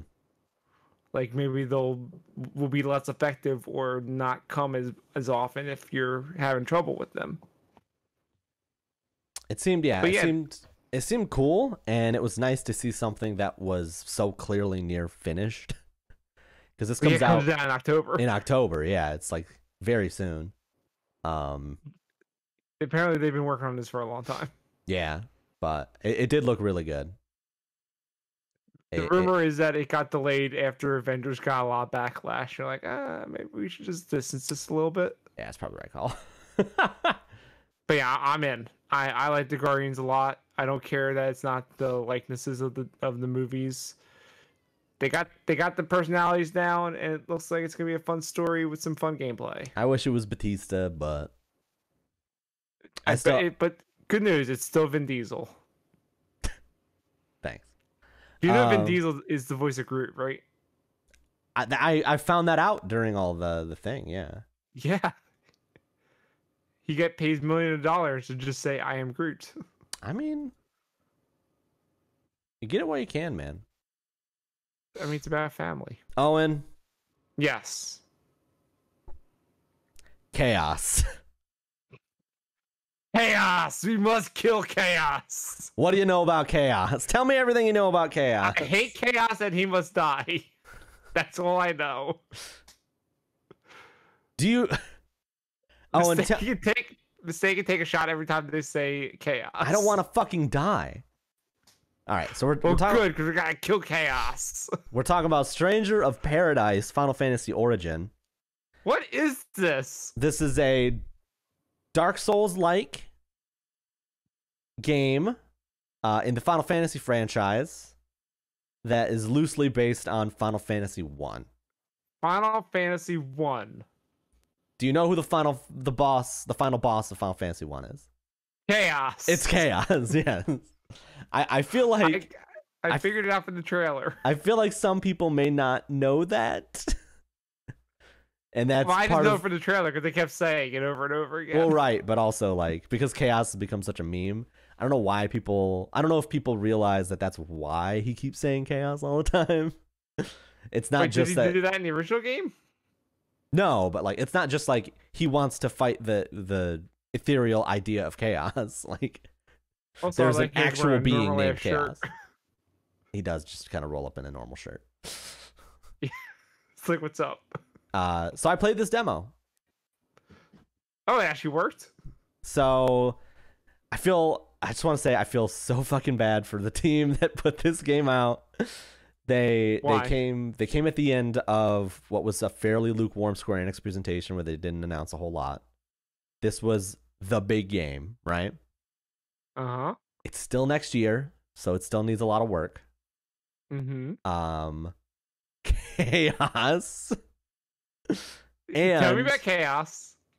And the premise for this game leaked. So a lot of people spent a lot of that presentation just being like, okay, when are they going to show us the Final Fantasy Dark Souls game? And when you say Final Fantasy Dark Souls, you don't necessarily think dude in a t-shirt and jeans with a big ass sword. Yelling about chaos. I think. That's what I expected. This is perfect. I think that had that leak not gotten out there and people had not built up an expectation of what a Final Fantasy Dark Souls would look like, it wouldn't have gotten such a big backlash. And then, with all of that stuff the way it was, they're like, well, we're putting out a demo, so hopefully people will play the demo, and maybe we can then win them over with the gameplay of it, right? Yeah, it makes sense. How'd that go? The demo came out and was corrupted on all PS5s, and it took them 2 days to get a fix update through certification. Oh, God. So by the time the fix was out, most people had probably already moved on. So, but not you. But not me. You want to know why? Because I fucking hate chaos. I've killed that motherfucker in at least 2 different games. I'm ready to kill him in a 3rd game. So I played the demo. You eventually get outfits for the main character that's not a button-up shirt. I don't believe you. Why would you change it? Because the gameplay is actually really good, I think. I mean, you gotta dress up for Casual Friday to kill chaos. It's really neat. So it's Dark Souls like, but I think it's more actiony than Dark Souls. This is by the team that made Neo, so I've heard that it's fairly similar to like how Neo was built. But it's cool. Like you start as a swordsman, and you unlock mage, and then you can quick swap between them. That's cool. And then as you level up, you can unlock higher versions of that. So like swordsman becomes warrior, mage becomes black mage. You get lancer becomes dragoon, like the typical Final Fantasy classes. And it felt really good. It felt really fluid. You fight Garland at the end, or as it says, you don't fight chaos. Well, hold on. You fight Garland, and the name it gives him, because it gives him a big Dark Souls health bar. And the name it gives him is Chaos? With a question mark? It's just like, you're fighting Chaos? Alright, we gotta kill this motherfucker. Listen, that should be every boss. That boss is very hard. It was very difficult. And I was happy that I managed to I had to step back and rethink my strategy, and then after I did that, I managed to beat him, which is very Dark Souls experience of like, okay, what I'm doing is not working. I need to rethink this. And then usually when you do that, it works. And then I beat Chaos, and I was like, okay, cool. And then he just dropped a bunch of loot. Because like enemies drop loot, which you can equip and stuff. And then I was like, oh, okay. So I'll walk to the throne, and then there'll be like a big cutscene that's like, by 2022, right? Yeah. I walked up to the throne, it faded to black, and then it said, thanks for playing. Oh. No, so you reached the end of this demo, but not Tunic. I did, yes, that's correct. Because I got lost in Tunic. Understandable. I got lost for a bit there too. If you get lost in this game, I don't know what you're doing, because it's fucking Dark Souls. It's a very straight path that you're going down. Yeah. Chaos is there. You just have to fight chaos. And then it says, "Would you like to fill out a survey?" And I was like, "Yeah, I'd like to fill out a survey." Oh no! This survey might have been the hardest boss in the entire game. Oh no! As I'm filling out this survey, so I fill out the survey, right? And there were a couple questions on there. It would ask like about the tutorial. It would say like, what would you add any of these things to the tutorial, right? And then it has a bunch of check boxes. Right? Was chaos one of them? No. So it was like, I can't remember that one as well, but there was one for tutorial. There's one for UI where it was like, would you like to see your UIs? Would you like any of this following information added to the UI? And it was like your allies' HP, certain skills, yada yada yada, right? But I was like, I mean, that stuff was fine. I don't really think you need to add anything. And there's none, so I was like, okay, well, it's checkboxes. I'll just skip it. It doesn't like when you skip it. It's like, no, you have to choose one of them. Yes. Despite the fact that it says, would you like to add any of these, and then lists a list of things to do or to add. Listen, we're putting one of them in. Yeah. You're picking which one. The most you could do is click other, and you know how normally in a form you click other and then it's like a box to add what other is? Yeah, a text box. Yes. Yeah, no text box. It just you click other and then it's just other. So what happens if everyone picks other? What I don't know. I picked other because I didn't want to add anything. What they're gonna add something. It's a mystery. I don't know. I guess we'll find out next year.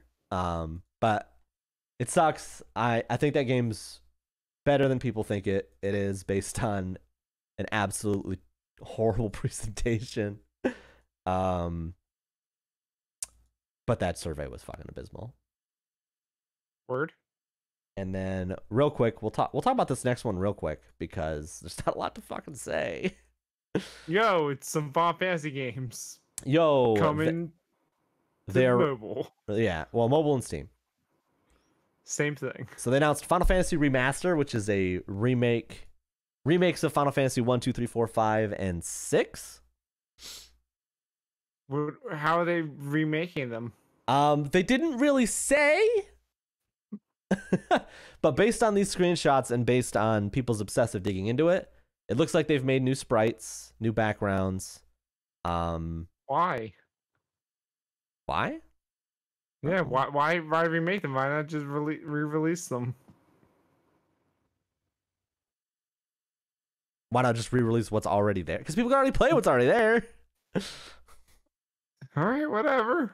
Here's the thing. Like, I get people look at this and they're like, well, why don't they just use the same sprites? And I'm like, I get it, but like, Square's not that stupid. They know emulators exist. What if they're crazy and they make them all 3D? No, they're not doing that. But they are. Make they do them all 3D. They do. And then also there's ghosts, and you change what happens. Oh my god. They do. They do seem to be like unifying the art style across all the games, which is kind of neat. And I think it'll. It's one of the better versions of trying to do this that they've done. I think it has a lot of promise. I think the crowd that are like, why don't they just use the original sprites?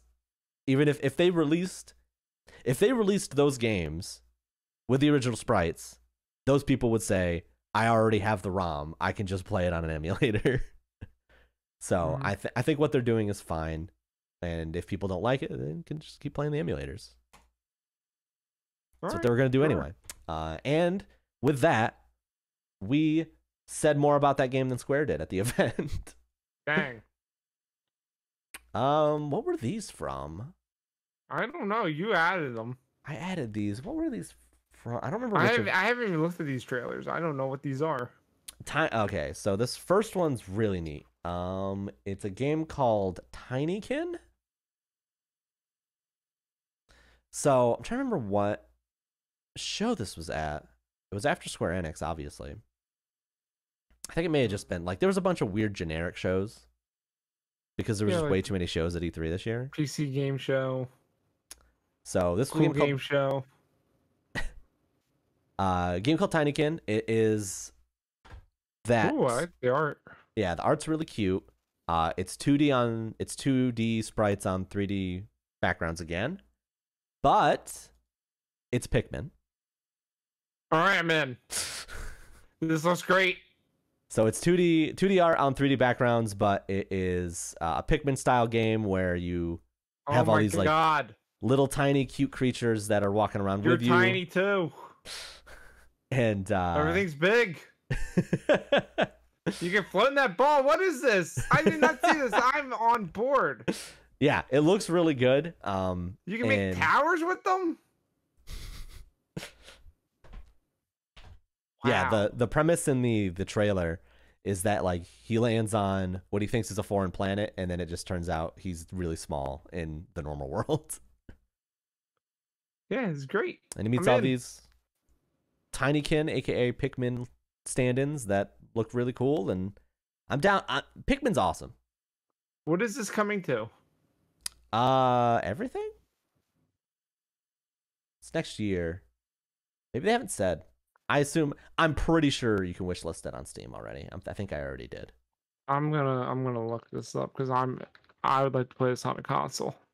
While you're doing that, It's just PC. No, it says in consoles. Wait. All right. while you're doing that, I'm gonna pull up this game that I don't entirely remember what it was. Oh, this was another. Okay, this was another 2D on 3D RPG, but it has a good look to it. So this was a game called Sacrifier, not Sacrifice, Sacrifier. But again, Octopath kind of style. But I feel like the art in this is more coherent and consistent than typical like 2D on 3D implementations. Like this looks like there's some really gorgeous looking pixel art in this game in particular that got me kind of stoked for it. I mean, it looks. It's part of the PC gaming. Run through it again. Yeah, it looks good. Yeah, I thought it looked really nice. I'm really here for that HD 2D aesthetic of, really nice, high detailed animated sprites on 3D worlds, and this seemed like a good version of that. So I hope to play that. Sacrifier, cool looking game. Very bad logo. Oh yeah, I hate that. That's not great. When I saw the logo, I was like, I cannot tell what this fucking game is called. So yeah, Sacrifier. That was like a late game. That was like me pulling at strings to hopefully get something of value out of the PC gaming show. I didn't even watch it. Oh, it was a bit of a struggle. I'm not gonna lie to you. Well, I pulled a bunch of stuff from that Nintendo thing because boy, they announced a lot of stuff. We're coming up on the final stretch here, and we have a few things sprinkled in the end in the Nintendo stuff as well. Yeah. Even though one of those I can't believe is coming to the Switch. Owen. Yeah, what's up? Tell me about Tekken. It's a fighting game. Okay. You throw a person in a volcano. That is a thing. That is the thing that happens in Tekken. It's also a thing you do in Smash Brothers. I love that they use the volcano throwing thing as the thing to debut him. So Kazuya Mishima is being added to Smash Brothers. They're finally doing Tekken Cross Street Fighter. It is kind of crazy that it's so Smash is so fucking weird, man. Like at first it was weird because you had all these Nintendo characters fighting around, right? But now you literally have a game with Terry from King of Fighters. Yeah. Kazuya from Tekken. Uh-huh. Ryu from Street Fighter. And like Ken. And Sephiroth. Like and Ridley. It's just and so Sonic the Hedgehog. It's so and Mega bonkers. Man and Pac-Man. I don't know how they managed to keep pulling this off. Joker for Persona's in there. It's true. Banjo-Kazooie, Microsoft's Banjo-Kazooie's in there. It's true. Yeah, I wish I liked Smash Brothers more. Yeah, I mean, I think it's fun. I like Smash Brothers. I like the concept of it, and I like playing it with friends. I do not like playing it just by itself. I mean, I think most people play it with friends. Yeah, well, not a lot of my friends are playing it at the moment, so. Owen. This one I'm very excited about. Tell me about this game that you're much more excited about than Smash.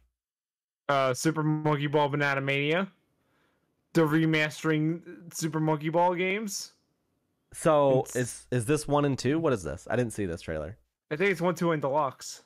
Oh, real? Oh, okay. Which one's Deluxe? I don't know. Super Monkey Ball Deluxe, which is 2005. Touch and Roll. Yeah. Yeah, because they do a montage of all the games, and at the end they show 1, 2, and deluxe, and like Oh, that's okay. what they're doing. Interesting. Oh yeah, yeah, 1, See? 2, and deluxe. You're right. And Super Monkey Ball is great. I love those games. I like the original ones, and they're doing those again in HD. So sign me up. This might be the first Super Monkey Ball game that I actually. Oh God, it's October. You haven't played Super Monkey Ball before? I've never played Super Monkey Ball. No. I think it'd be a good game to stream because you'll get very mad at it. I don't know. Based on that, I don't know. Also, apparently people went through the assets on the website and they're adding Sonic to the game. I did see the Sonic and Tails monkey balls. And that's just catering just to me and me only. Yeah, what the fuck? Did you work on this game? I don't know if you're allowed to talk about this game. Sorry, I signed an NDA. Oh, I see. Speaking of games that make you mad on Twitch. This just made me mad in general. I hate this. Why would they do this? I didn't put this on. I didn't put this on the list. I put it on just so I could be mad about it because the people have to know. I didn't put this on the list. Nintendo is committing crimes. What have they done? Dan Reichert is benefiting from them. What have they done? They're doing a collection of Mario Party bullshit. It's 5 maps from the N64 games, because fuck the GameCube, I guess. Over 100 mini games from the series. They just randomly threw together and put in HD because fuck you. You're so angry. God, it's friggin' Mario Party. You saw last time we played Mario Party. Yeah, it was great. I had a great time. I had a real bad time. I mean, these are old Mario Party ones, though, so... Do you want to play this one with me? My girlfriend likes Mario Party, so I'll probably get it. Do you want to play? We can play some Mario Party together. No, I thought about buying Super Mario Party after they patched in online, but I think at this point I'm just going to buy this one. Because it's not like Super Mario Party is fucking cheaper. No, because it's always the same. And then this is nostalgia. If you want to play this, I can't wait to do the jump rope thing and the online lags that I die. Yeah! That'll be great. No, it won't. I'm excited. Those freaking time-based ones with the lag, it's going to be the worst. Why would they do this? I'm excited. Stop being excited. I'm excited because of this next game. I need to walk you through. I can't believe they've done this. I need to walk you through. So I was not able to catch the Nintendo Direct live because I was working. Did you get spoiled on anything before watching it? Because I intentionally did not say anything about it to you. So, while at work, I pulled up my phone. This was a mistake if you wanted to be spoiler free. No. I had the Direct running on my phone while at work. Ah. So when I wasn't with customers, I could peek and take a look at what was going on. And then you yelled out loud when this happened. And then customer comes up, I'm watching, they're doing like whatever stuff. And then I see Samus and I'm like, oh, wait, don't get excited. It could just be a collection of Prime 1, 2, and 3. Then you saw what they wrote and it was very misleading what they wrote. So I saw some of the shots that I'm running around. I didn't see this. I didn't see that. I fucking wrote Metroid 5. We'll get to that in a minute. You can't do that. I'll get to that in a minute.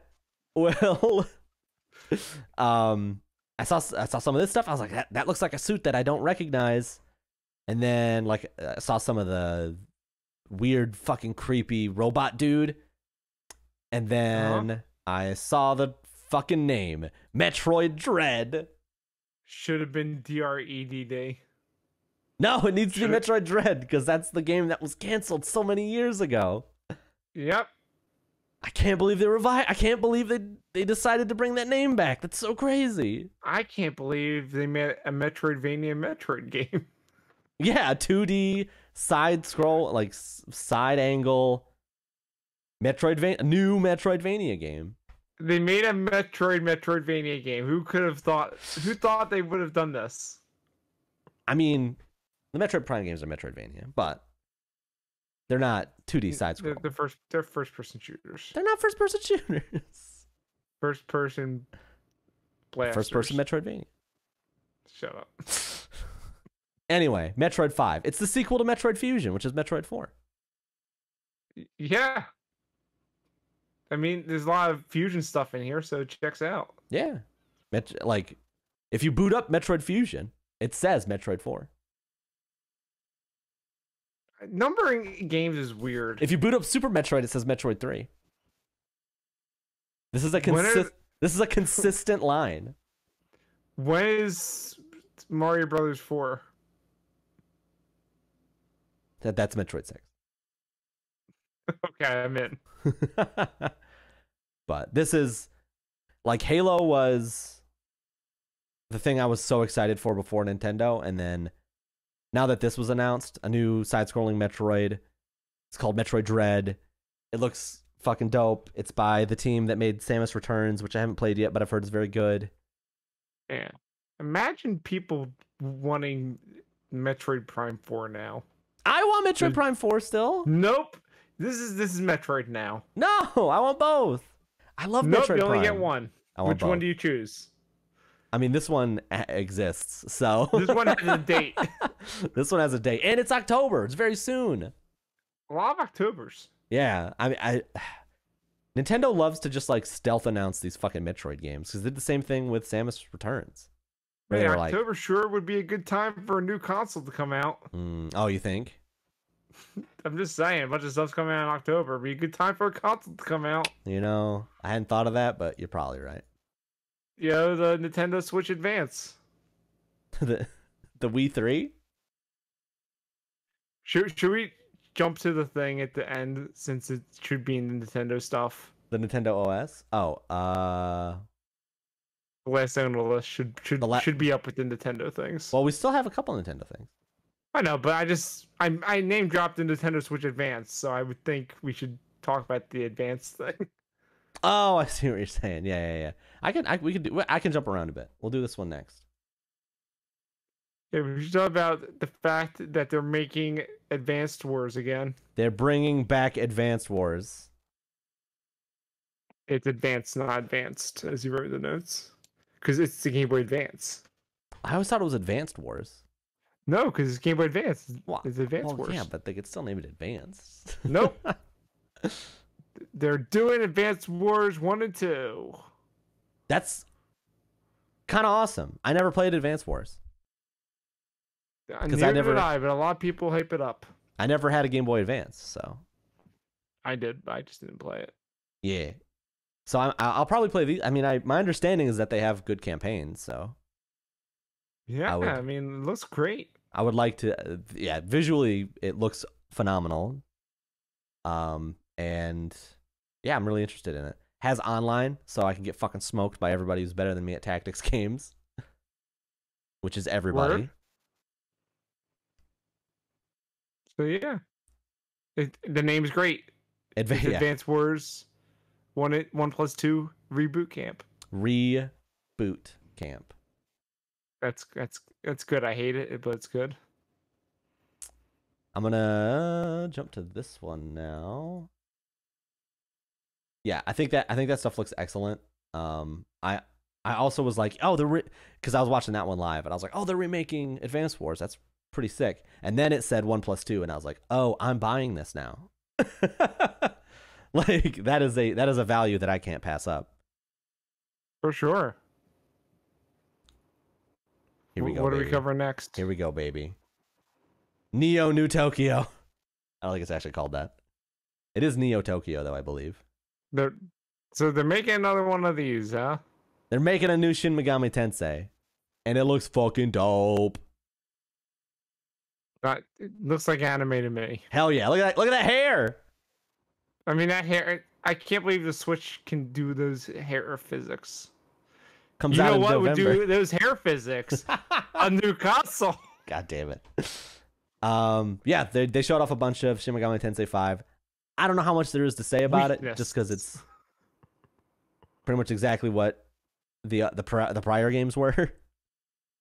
It's just say you like those games. Here's another one. Yeah, but I mean, it looked cool. I'm very into it. I have not played a mainline Shin Megami Tensei game. I've only played Persona. This is an anime-ass trailer. Yeah. Have you played Shin Megami Tensei? Do you know how those games work? No. So why would I? It's like Pokemon, where you collect the enemies. Wait. The enemies join your party, but I hate this onion head, man. Instead of throwing Pokeballs, you have a conversation with them to convince them to join your party. Oh, that seems like too much work. And also, I don't want that crazy onion head man. You don't want the chicken body. You don't want the crazy onion man with you? No. Why not? He's leveling up. Look how stoked he is. He does not deserve to exist.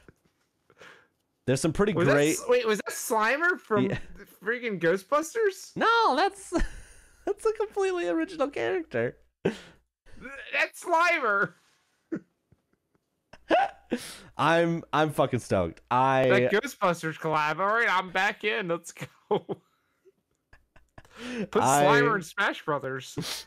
I still want to play Nocturne. I haven't played Nocturne, which is Shin Megami Tensei 3, which was on the PS2. Oh boy, that's originally a long time ago. Yeah, so like these games don't come out that often. Like 2 was on PS2, 4 was on 3DS. Oh, wow. And now 5 is coming out this year. So that's they wild. Yeah, they have a pretty long gap, which is why it's kind of a big deal that they're doing it. And I'm pretty stoked about it. Nice. I'm gonna go back up to where we were. Yeah, let's finish up the Nintendo stuff. I did not watch this trailer. You did not watch this trailer? No. What is it? It's a new WarioWare. But what does it do? So the crazy thing is that you're playing the micro games, but you're controlling a character. So you have to do all the weird micro games, but you're controlling a character on the screen. It could be Wario, or it could be one of any of the other people. And what's neat is all of them have unique abilities, so they can complete the micro games in different ways based on their abilities. Oh, that's kind of cool. But the best part is it has co-op. So you can play it with friends. WarioWare is great. WarioWare is... Look at this. I never played WarioWare, but... Wait, are you serious? Yes. You've never played a WarioWare? No, they were all handheld. Except for, like, touch. No. No, Smooth Moves was on the Wii. Smooth Moves, yeah. I didn't play... Smooth Moves is great. The whole theme of using the Wiimote in all these different yoga type positions that they did like the soothing voice over for is the best. Yeah, I didn't like one of them. You like hold your palm out and you put the Wiimote in and you use it like a joystick.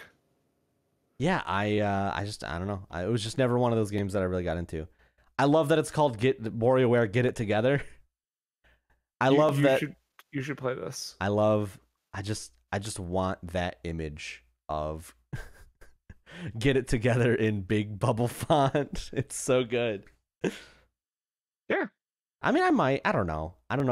WarioWare, I mean, it's a franchise I just don't know. They're great. You should get into it. Should we do the big one because it's Nintendo? Well, yeah, let's finish up Nintendo. Okay. Then they finally showed the game. Yep, they showed that Age of Calamity DLC. Oh wait, not that. No. Oh, you mean that they finally yeeted Zelda into the darkness abyss. Hold on, this is a representation of everyone's hopes and dreams of playing Zelda falling into the abyss. No, it's fine. You play Zelda. It's just Bionic Commando now. No, because Zelda goes into Link's arm. No, Link seems to have a prosthetic arm of some kind. So they showed the new Breath of the Wild. In it. Zelda's in his arm. They showed Spoilers. They showed the new Breath of the Wild style Zelda game. Link has a bionic arm, which looks dope as fuck. Instead of the Sheikah tablet, he's got a prosthetic arm. And He's- you can go through, you can turn into water and go through things and Yeah, he's messed up. He's turning on no clip and going through floors. The castle's floating. There's a bunch of like sky stuff, which was really crazy to see this after seeing them show Skyward Sword again. Yeah, so weird that they would remaster Skyward Sword so they could see how that tech would work on the Switch. But like, it looks so much better in this game than it does in Skyward Sword. Well, yeah, because Skyward Sword is garbage. No, it's fine. Man, poor Skyward Sword, man. I don't know if it's garbage. What if they include that weird motion control stuff in the sequel game? Yes, I will play this entire game that way. You gotta swing the Joy-Con to slice the sword. I will play this entire game that way if they do that.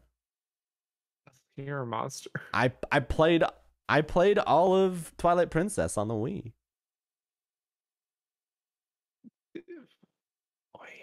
Also, like, where is he falling from at the start of this trailer? The battle bus. All right, we're shutting it down. We got two more. Finally, here. they're putting Link into Fortnite. We got two more here that were added by Owen. Yeah, these are not part of the big ones. These are like smaller presentations. This one does look cool. So this is Ollie Ollie World. Yes, they're taking Ollie Ollie and they're making a big, action platformer. I love skateboarding. I love how much space you have to skate in this game. Like, you're just fucking booking it. Did you see those ice cream people? There's a banana man back there. So Fortnite's alive again.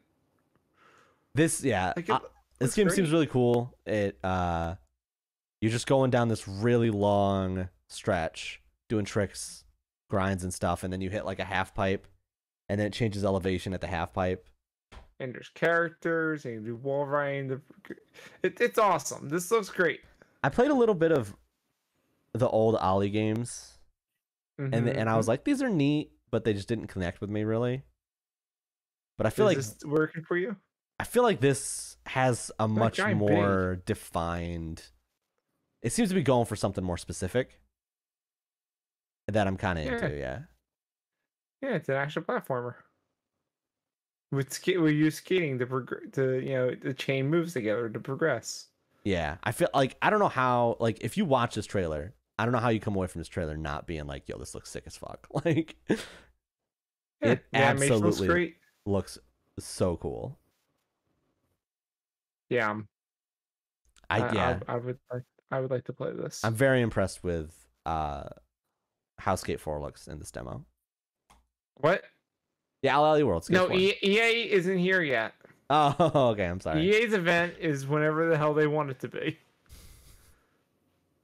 And then this last, I don't know. I have no idea what this last one is. You don't know what this is? No. Oh. Owen, help me understand. You should probably not play. You should probably hide the screen from everyone. I'm not joking. All right. I'm not joking. We're just going to get rid of it. You know why? Why? This game is on the list of banned games from playing on Twitch. Why would you put this on those lists? Why are you trying to get my channel banned? They are re-releasing Plumbers Don't Wear Ties. What is this? It's it's not FMV because it's just still images. What the fuck?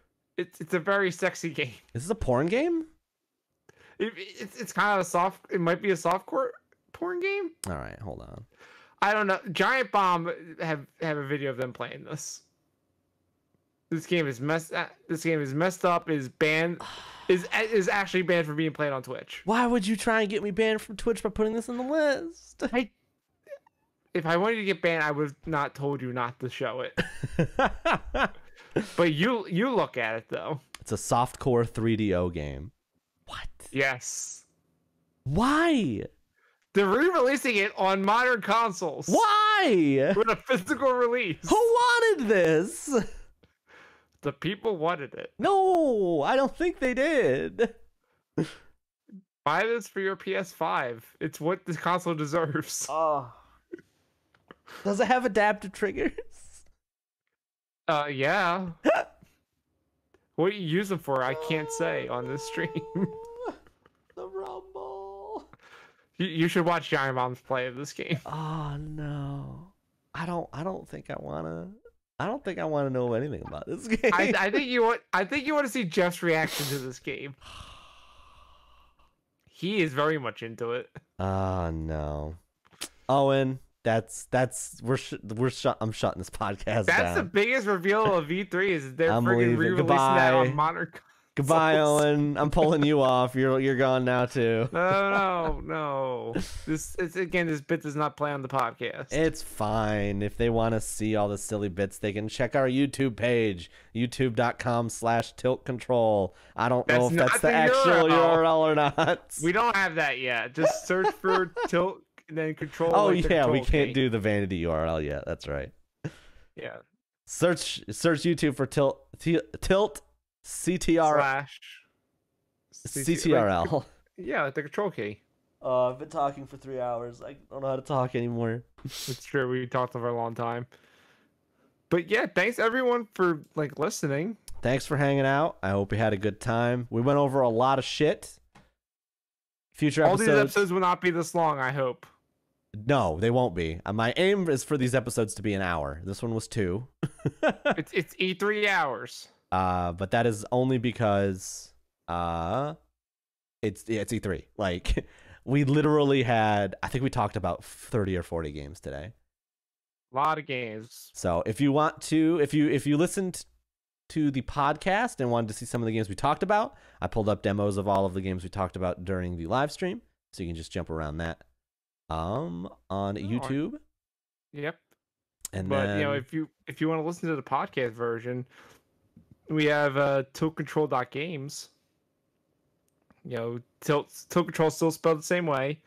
Tilt and then CTRL at the control key .games, and that'll take you to our Anchor page because we're on Anchor, which also means we're on all your streaming apps for podcasts that you want. If you want your Apples, you want your Googles, you want your Pocket Cast, your Spotify's. People like to listen to our podcast on Spotify, so we're definitely on there. if you're someone like me who likes to listen to podcasts while traveling, it's a good option. Good option for that. Yep. Also on that page, we also have a support button if you want to, chip in at one time or like a monthly. If you want to fund our VTuber endeavor, so go directly to VTubing. Yes, if you want to fund Tilt Control VTuber, Tilt Control VTuber.tiltcontrol.games. Nope. I'm not adding that. Also, we have this button where people can leave voice messages. I didn't know about that one. Yeah. We'll see if it goes bad or not. I mean, we don't have to listen to them. I mean, we might put them in the episode. Well, yeah, if they're good. Yeah, but if you actually want to ask us questions for the podcast, you can email us at tiltcontrol.games@gmail.com. Just, send us questions that you want us to answer. Anything else I should know about the show? Our Twitter at tilt_control. So, follow that. We stream this every 2 weeks over at twitch.tv/Mystakin. Indeed. How do you spell that? mystak.in is the URL.